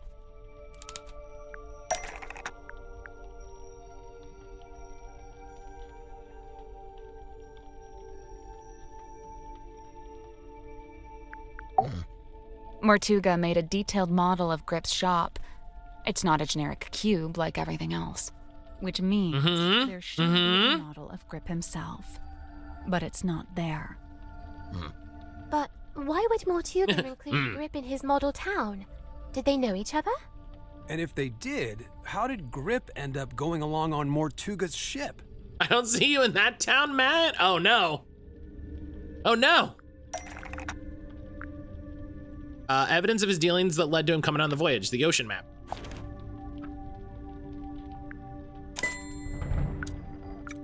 There's a sticker on the back of the map. It's a service record from Grip's shop. Mortuga hired Grip to interpret the ocean map, which he did, but Grip didn't ask for payment in money. Instead, he asked to come on the voyage. Could you imagine a streamer playing a murder mystery game that reveals a murder they committed? Well, there is one thing we could do. It. If you don't, I will.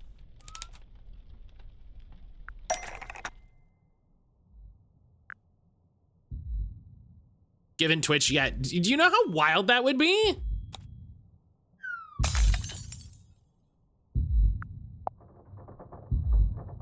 I love the heartbeat.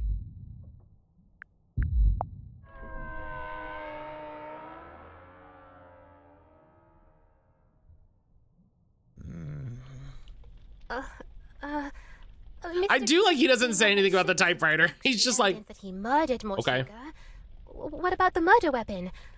As in a game where the player character committed the murder or the actual streamer? I meant the actual streamer, but the player character would be cool too. That would also be cool too.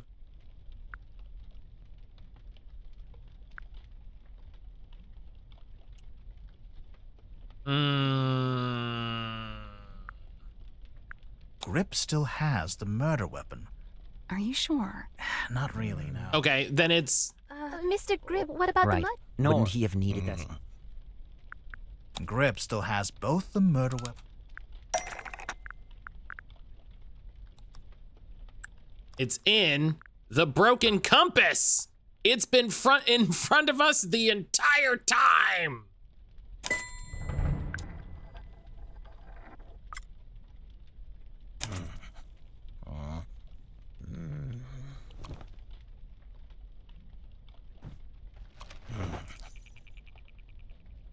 I guess this is it.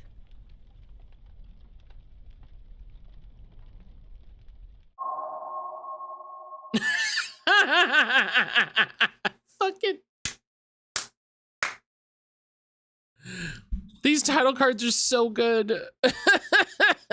These title cards are so good.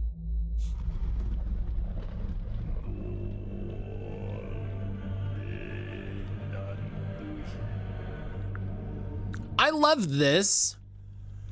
I love this, like the drawing of the situation changing as we're going through. That's really fun. It's really fun. Plot the unplottable, chart the unchartable, measure. So my head is like, after all that maneuvering, that means the murderer's still on the ship. Oh, it would have had to be, yeah. Belong not to mortal hands. But after years of fraudulently offering this to others, I began, in earnest, to yearn for it myself. A quiet desire to journey into the unknown, to quantify it.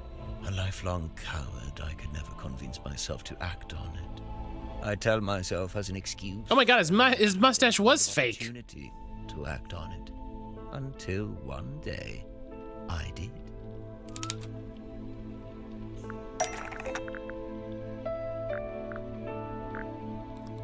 A map. Mortuga sought out my services. Not because we were friends, but simply because I was the one with the skills to interpret that inscrutable map of his. Sensing an opportunity at long last, I refused financial payment for the work. Instead, I asked to be brought along on the ensuing voyage. Mortuga was surprised by the request, but he ultimately agreed to my terms. Such was his desire to interpret the map. The work was done, and so we went. Despite my bold intentions, I mostly found myself sheltering within Felicia's cabin during the voyage. All the while, look at his look. Mortuga stood around on deck looking windswept and heroic, far more at home on the sea than I. Regret reared its head. Regret over. He looks like the guy from within the cabin, Pirates of the Caribbean. Listened to their conversation.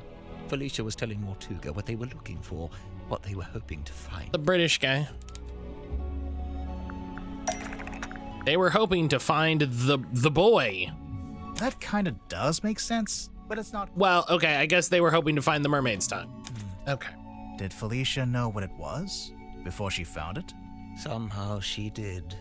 Her description to Mortuga was thus: a mask worn over the head. It facilitates communication with an ancient being of eternal mystery. The British guy, do you realize how little that narrows it down? She worded it. With the right pocket, even the great unknown may be quantified and calculated. And here it was. Not a map, not a compass, but a communication device. A translator. Besides knowing what it was, Felicia also knew how to find it. How its location in the ocean would be marked with a wooden buoy that glows with green light. We waited. Night fell. But before long we were indeed signaled by this very light, and the buoy was sighted. Mortuga hauled it up, pulled it all up, right onto the deck. It was heavy, but he was strong.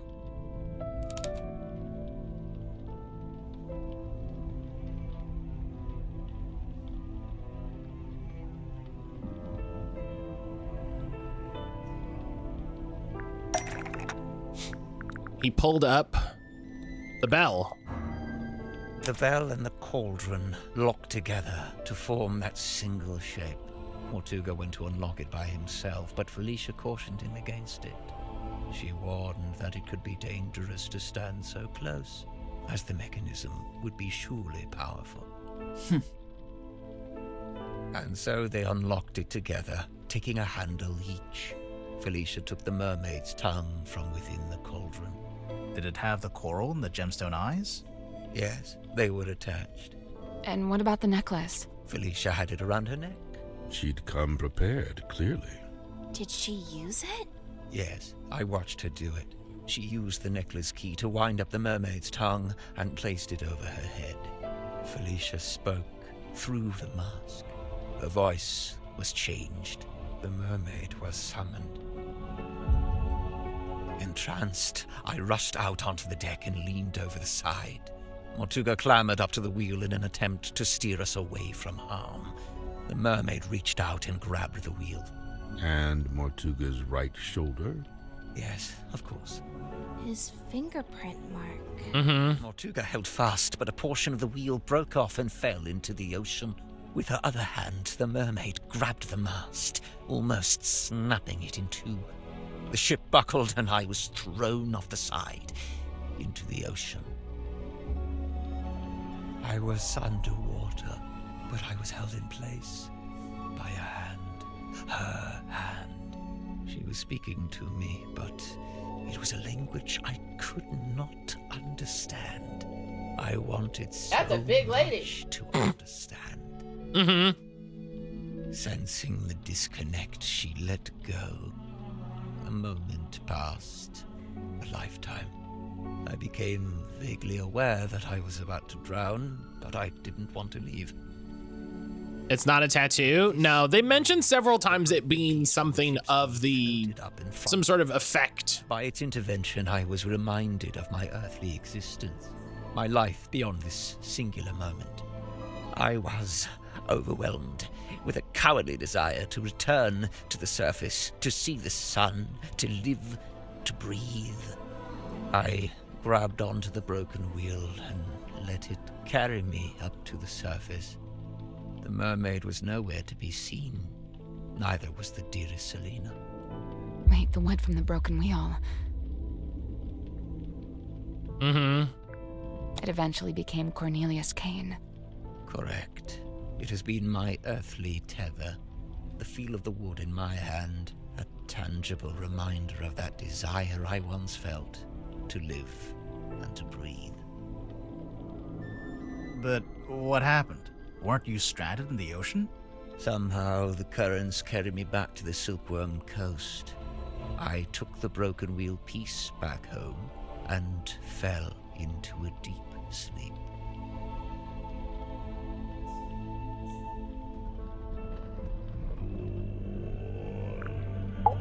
After I awoke, I went looking for Felicia.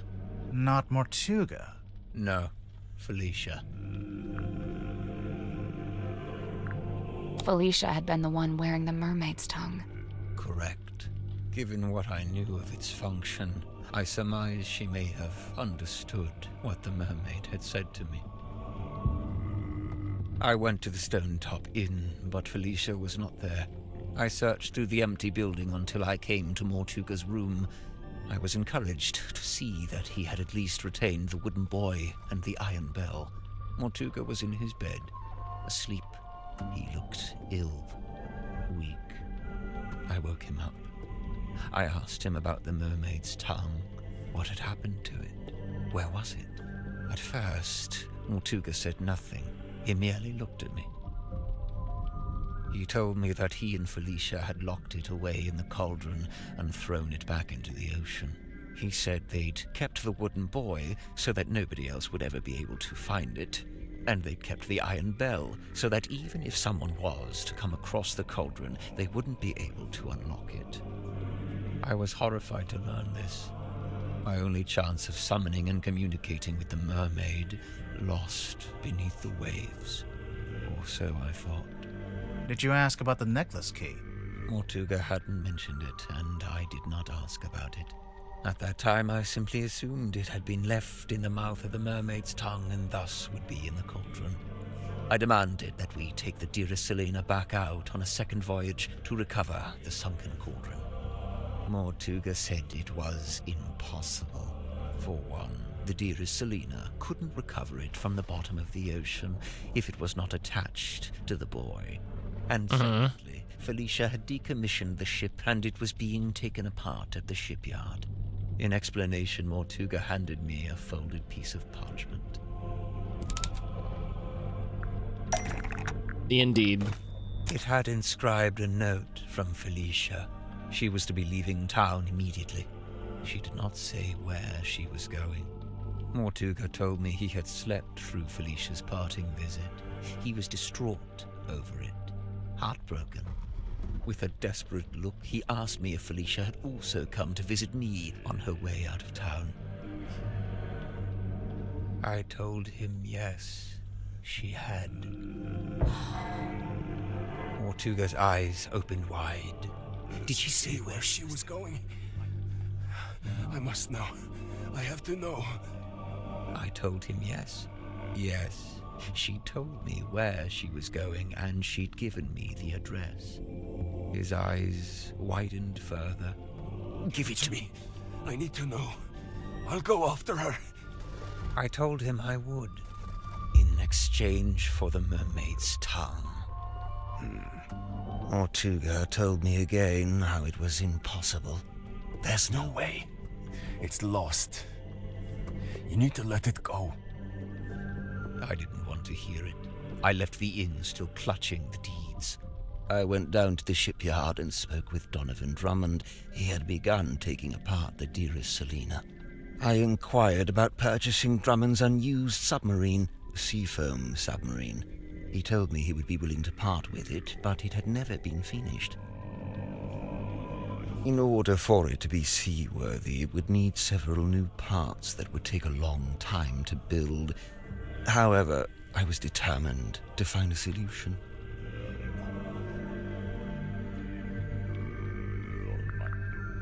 You offered to buy both the Seafoam submarine and the dearest Selina. Correct. I suggested we could use parts from the sailing ship to finish the submarine. Drummond merely asked how I was going to pay for 2 vessels. I showed him the deeds to the Stone Top Inn. He accepted it as payment. Is the inn really worth as much as 2 vessels? Perhaps not, but in truth I think Drummond was glad to have an excuse to part with them. Besides, I knew all too well the allure of a worthy challenge. A chance to put one's skills to their fullest. Indeed, the task of combining the 2 incomplete vessels into a single seaworthy one was highly intriguing to him. And so, it was done. But if you commissioned it, why was it called the Mortuga submarine? Who painted that on the foredeck? Drummond did. He didn't want it to say Seafoam any longer. Too many painful memories. But why Mortuga and not Grip?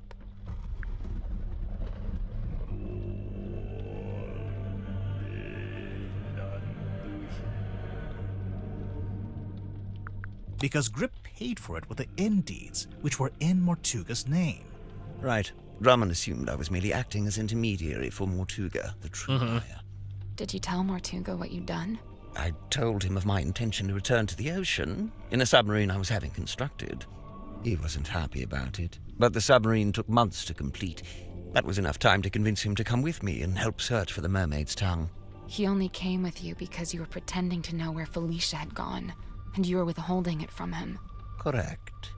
What were you going to do if and when Mortuga realized you'd been lying to him? It was worth the risk.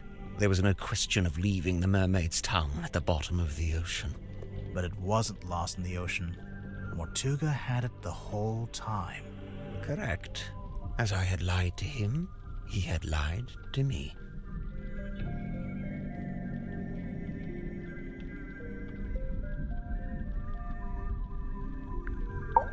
Mortuga smuggled the mermaid's tongue onto the submarine before we left.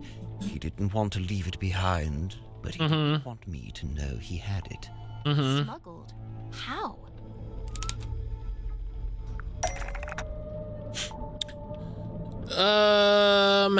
It was with Zephyr's shit. That kind of does make sense, but it's not.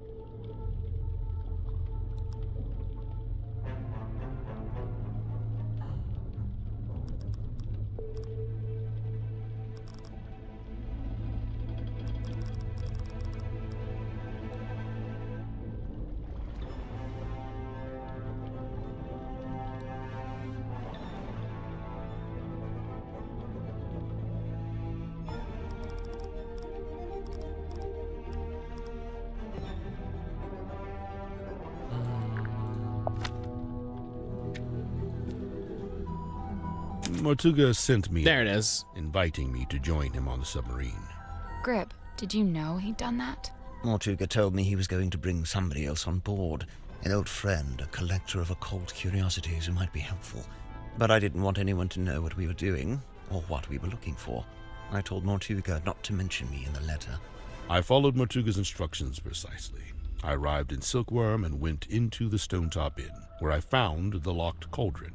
I placed it among my possessions and ventured onto the submarine waiting in the harbor. We departed. Zephyr thought he and Mortuga were the only 2 souls on the ship. I stayed hidden for a week before staging a balloon crash and pretending that Mortuga had rescued me from the ocean. That way I was free to move around the submarine in view of Zephyr, or he could dismiss me as a hapless traveler picked up along the way. So, to begin with, it was just you three. But it didn't stay like that for long. It didn't.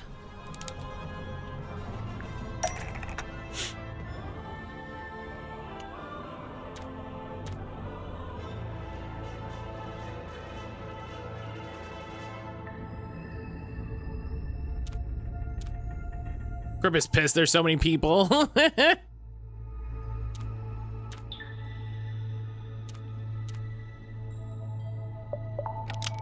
Oh. Was kidnapped and kept prisoner by Mortuga. Do we know that?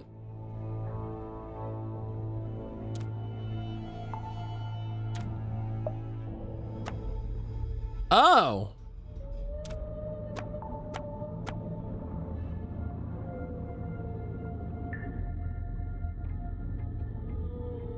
So you gotta flip some of these over.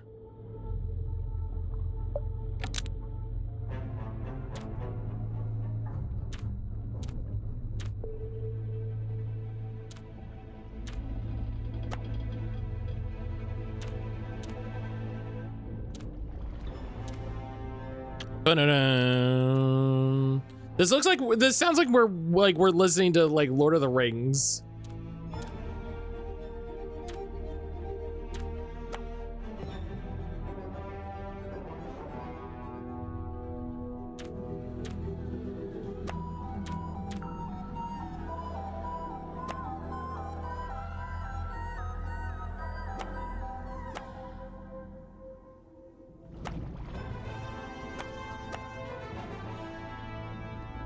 I hope they release a soundtrack because I'd buy it. Is it not already available?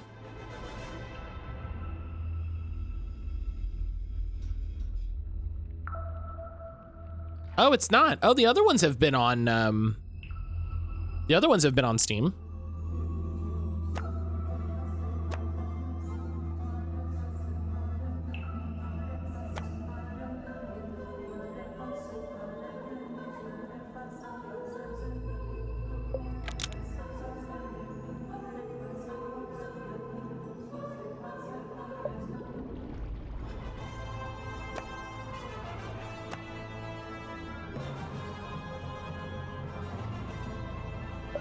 Nope.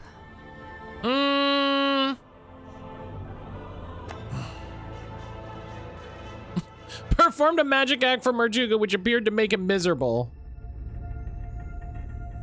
Which is very funny. I guess that's wrong. That's not it.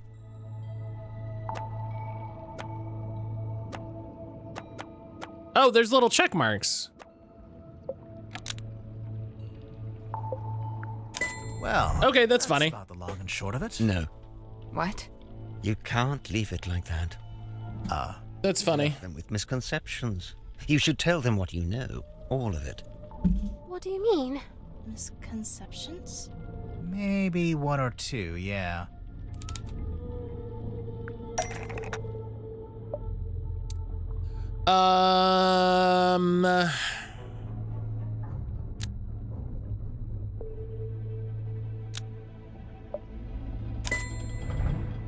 He always did think he would make the best captain.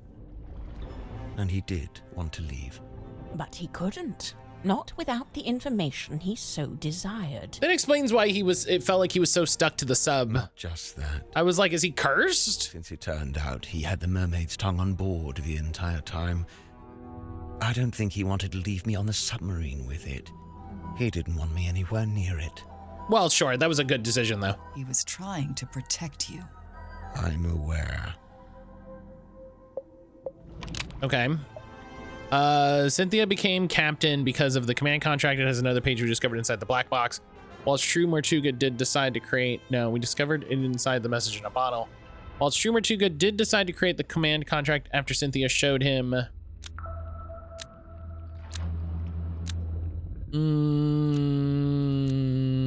the Indeed. The contract was never intended for Cynthia. So, who was it for? Me. Once Mortuga found out the Indeeds had been used to pay for the submarine, Something about the indeeds just makes me chuckle. He realized for the first time that he was its legal owner. He really hadn't known that before? No, he'd always assumed. Just something. Money. No, I know, I get it. But they just say it all the time like it's a completely normal thing to say and not a silly pun. Armed with the new information, Mortuga... Yes, the indeeds. Thus, the command contract. What exactly was he hoping to achieve? To strong-arm me into telling him where Felicia had gone, and to cease my search for the mermaid's tongue. But it didn't work. Of course not.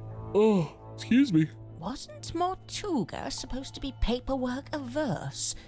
I'm surprised to learn he would try to control someone with a contract.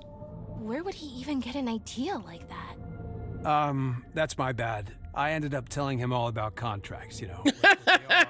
Oh, that's my bad. I told him. I guess Mortuga thought if I could be controlled by a contract, maybe someone else could be too.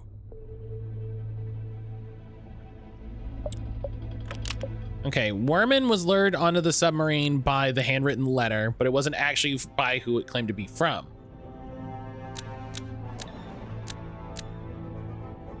Oh, I got... Magnus sent it.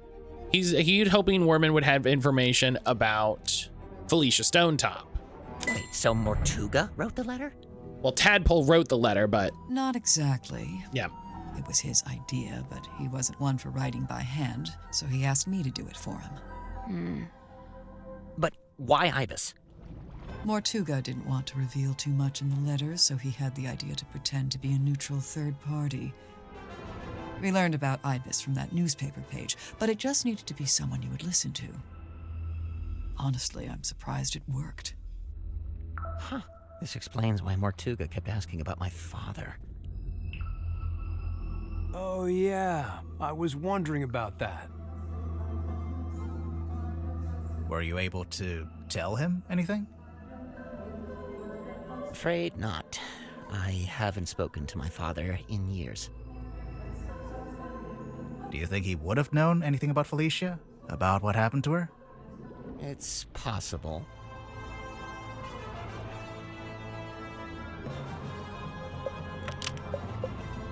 Okay, Zephyr was invited to work. Watching Symmetry perform. Lady of the Looking Glass.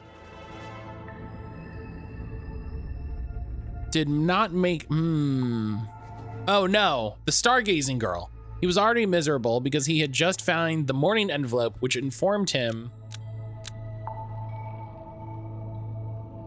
Felicia Stonetop had died. Is it Felicia? No. No, sir. No, sir.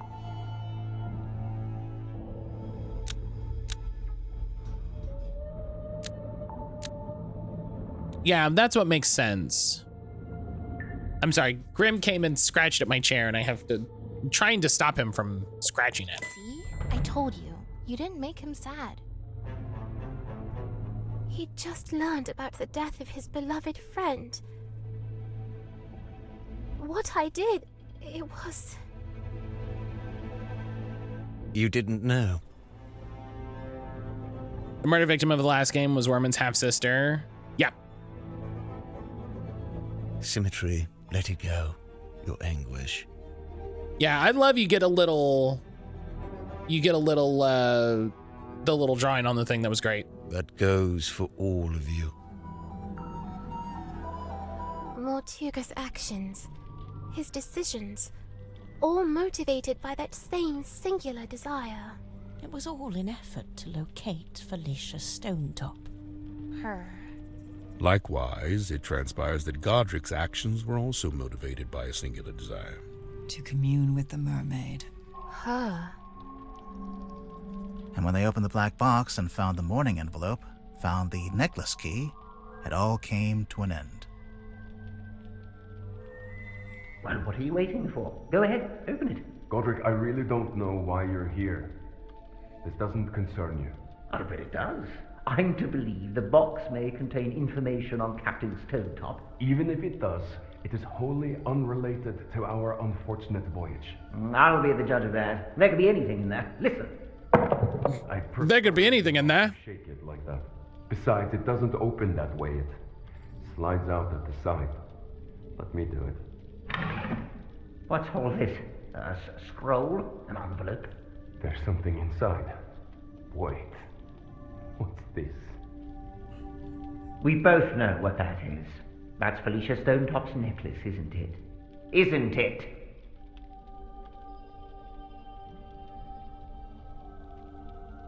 Why are you gonna be so mad about everything? Damn. The necklace precipitated two important conclusions. One, we now possess the key necessary to operate the Mermaid's Tongue. In my complacency, I had not even known it was missing, simply assuming it lay within the cauldron. But no, Felicia had taken it away with her, and now, through what twist of fate, it had returned. Which brings me to conclusion 2. The fact that her necklace had been sent to her parents in a black-rimmed envelope attested to us that Felicia Stonetop had died. Even through his burgeoning grief, Mortuga could see in my eyes how I wished to make use of the key. Fearing what ruin might follow should I act, he did what he had always done. He lied. Lied about having the Mermaid's Tongue on board. He had your best interest at heart, Godric. We both know this. However, it was a lie that no longer worked on me, for I had laid eyes upon the truth. The truth? About what Mortuga had in the storeroom.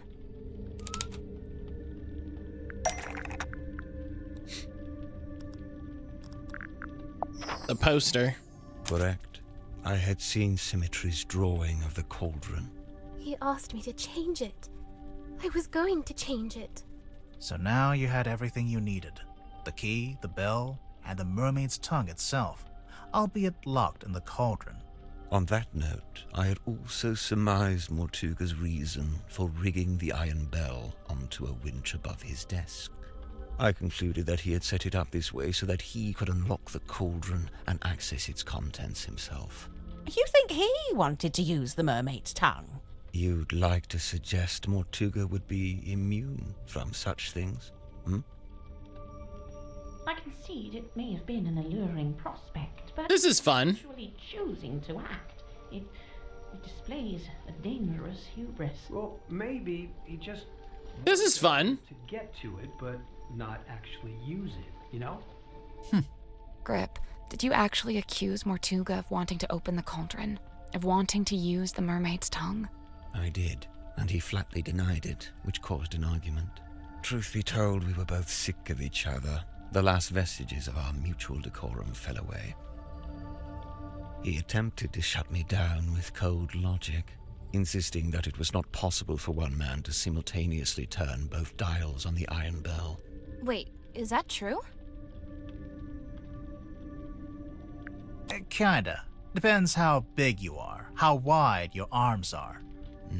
I knew Mortuga would be capable of your wingspan, as it's generally referred to. He intended to do it. Well, not to side with Grip here, but he was right. Mortuga did open the cauldron, didn't he? Perhaps his intention was simply to move the mermaid's tongue to a newly contrived hiding place. Maybe he was just gonna destroy it. As he should have done years hence, I might add. Grimoire, what do you think?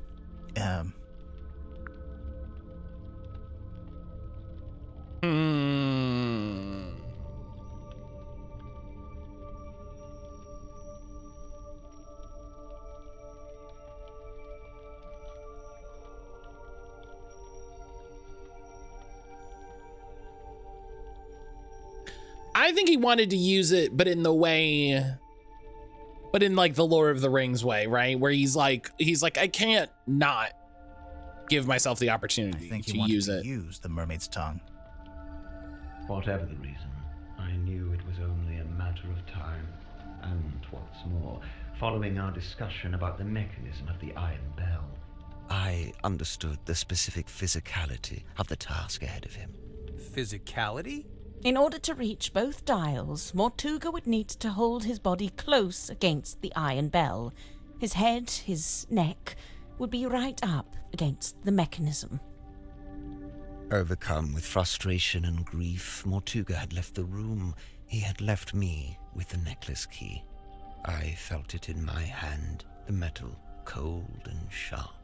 I climbed up onto the desk and wedged it into the iron bell around the back so that it would not be seen. At least, not until the mechanism activated. You're a murderer. Call me what you will. To me, it was merely insurance against continued deception and greed on Mortuga's part. If he indeed decided to keep the mermaid's tongue for himself, if he decided, as he always had, to keep it from me. Okay, I'll call you a murderer. Decision. Call me what you will, murderer. The rest you know. You know. He first locked himself in the room. Mortuga unlocked the cauldron and was killed by the blade of the necklace key. I tilted the submarine in order to claim the eyeball key, which granted me access to the captain's cabin and a path into the storeroom from above. I took the mermaid's tongue from the unlocked cauldron. And then you went up to the aft deck and used it, didn't you? I tried to, but you stopped me. You're welcome. Tadpole then dove into the ocean and collected the pieces. Including the coral and the gemstone eyes, which she kept for herself. Yeah.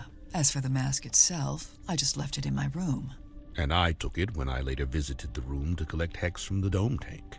Wow, you're admitting it, huh?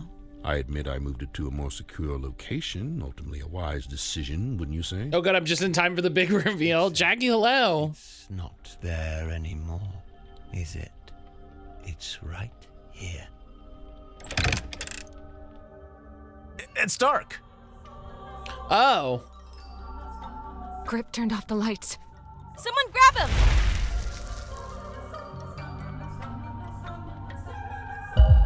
The mermaid's tongue, it's gone. Jackie stole the mermaid's tongue. He took it. He must have. She turned off the lights as soon as she came into chat. He can't have gone up to the foredeck. It's still locked.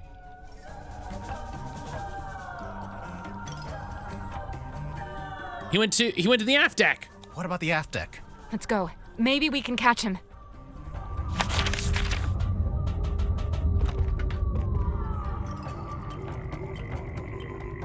And I would have gotten away with it too.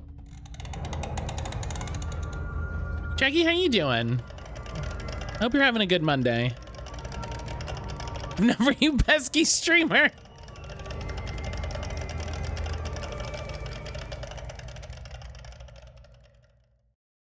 What a terrifying thing. Oh.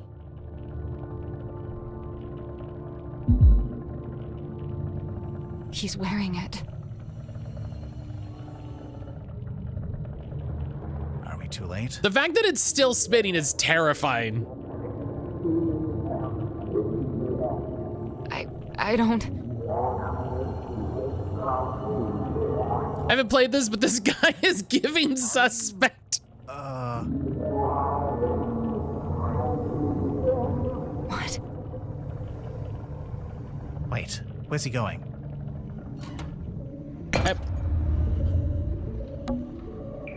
It's the compass. He fixed it.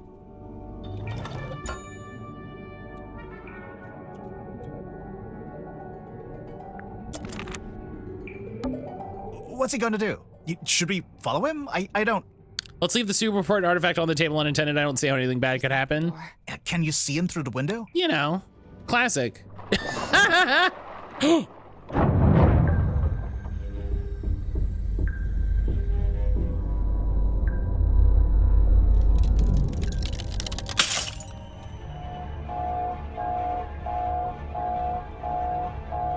This is bad. The pressure change, it's too sudden.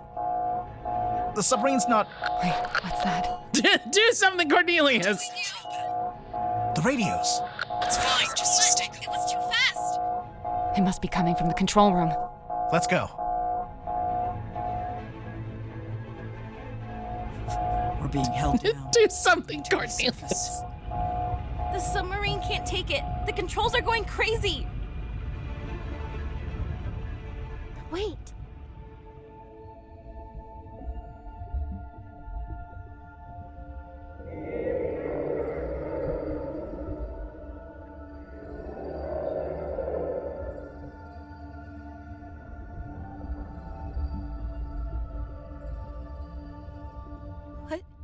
What did she... She's gone.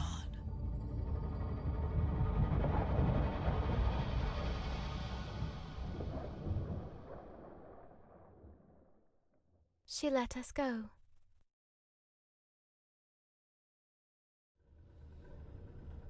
Remarkable. Let's just head back to Silkworm, shall we? Get everyone off this submarine. Let's just be done with this shit. And Silkworm would be which way?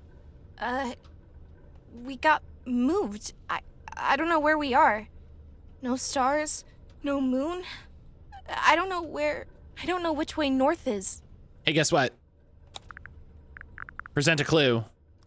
Fixed compass. He fixed it.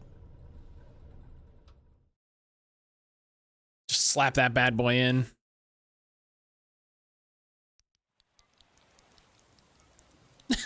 He's fuck.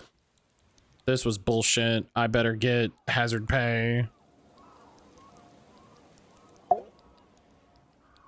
You okay, Cynthia? She's still processing. Of course. We all are. That was something, all right. Just been to tell her stepfather that we're leaving Silkworm. Oh? Where are you headed? We, haven't worked that out yet. I know a place you could go. Really? Yeah, I've got a couple friends you could stay with. I'll write down the address for you. Oh, is this setting up something for the next game? Oh, thank you. Is this setting up something for the next game? Easily one of the strangest days of my life. It's in the top 5, at least. What are you going to do now? So far, the only thing I've decided on is to go home and have a bath. A bath? You haven't had enough being submerged in water for one day? Okay, maybe a shower.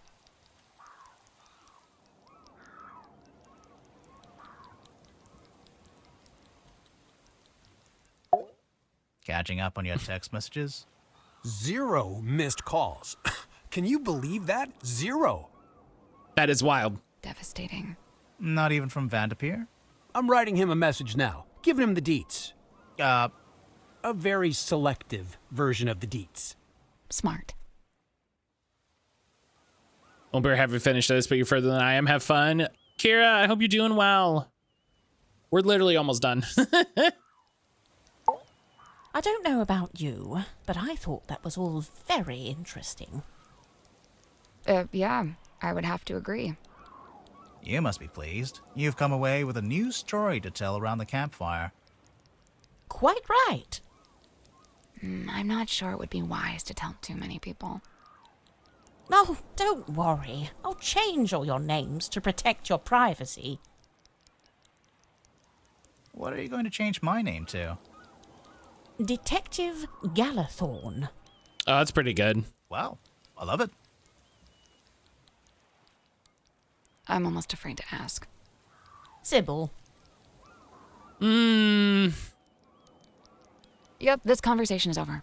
Yeah, that's bad.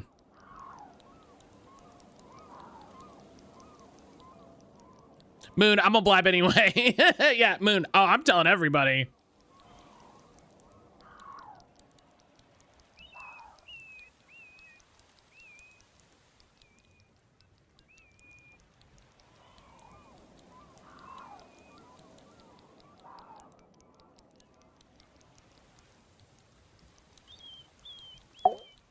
Are you okay? I would have named him Detective Booker. That's pretty funny. That's pretty funny. Yeah. You? Somehow, yeah.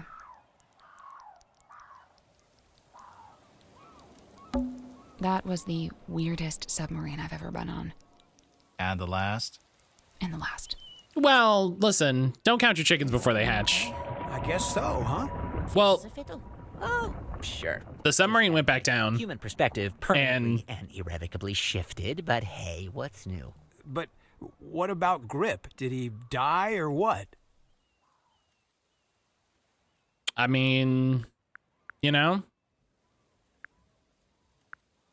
The mermaid took him. Who knows what happened after that? Maybe not. But he made his choice. I really don't think it would do us any good to worry about it. Sally. Yeah, Tadpole isn't here. Zephyr isn't Can you here. write down that address for us? Yeah, I'm almost done. Just writing something on the back to help you out. Oh, like instructions? Yeah, kinda, yeah. You know, I really... It's always good to write something on the back of a note. That's the best place to write something. You're quite right. Nowhere is precisely where I need to be, and I'm rather in a hurry to get there. All right, that was pretty good. I'll let that slide. And, Tadpole and Zephyr stayed on the submarine? Yeah. Are they gonna rename it? Yeah, listen, they got nowhere else to be. It's like his fingerprint on history.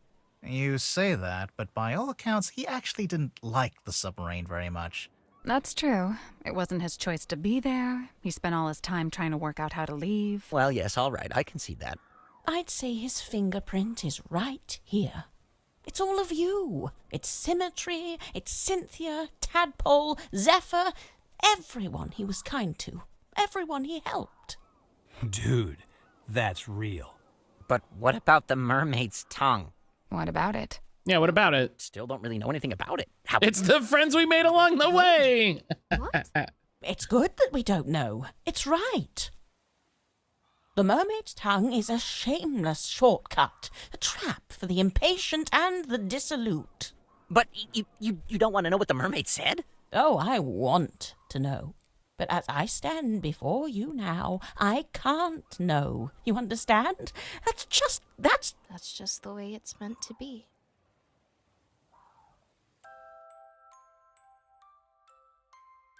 There we go.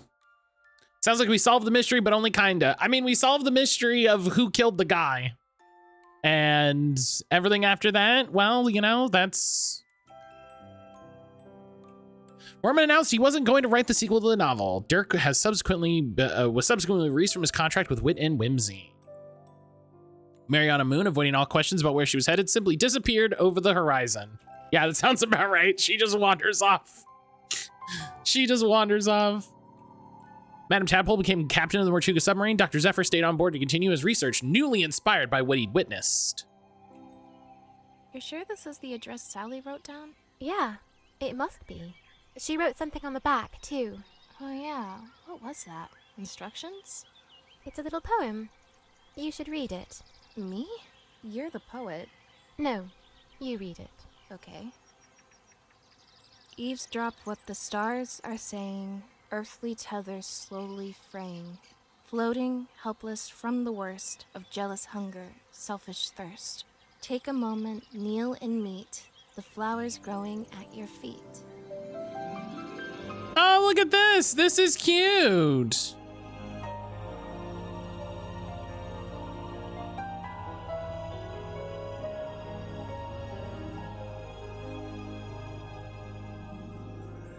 I don't know. Oh! Fifi!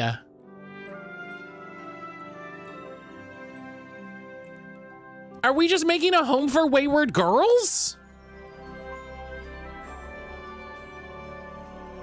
Is this where we send girls that are over this shit? That's so funny. That's gotta be the next game though. That's gotta be the next game though. They're like, Sally, help. There's a strange man in the valley. Oh my gosh. Incredible.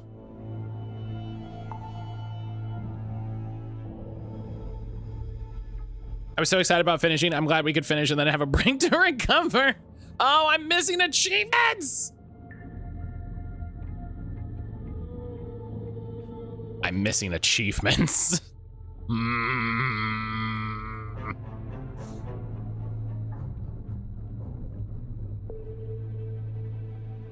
All right, let's very quickly. Let's see if we can figure out.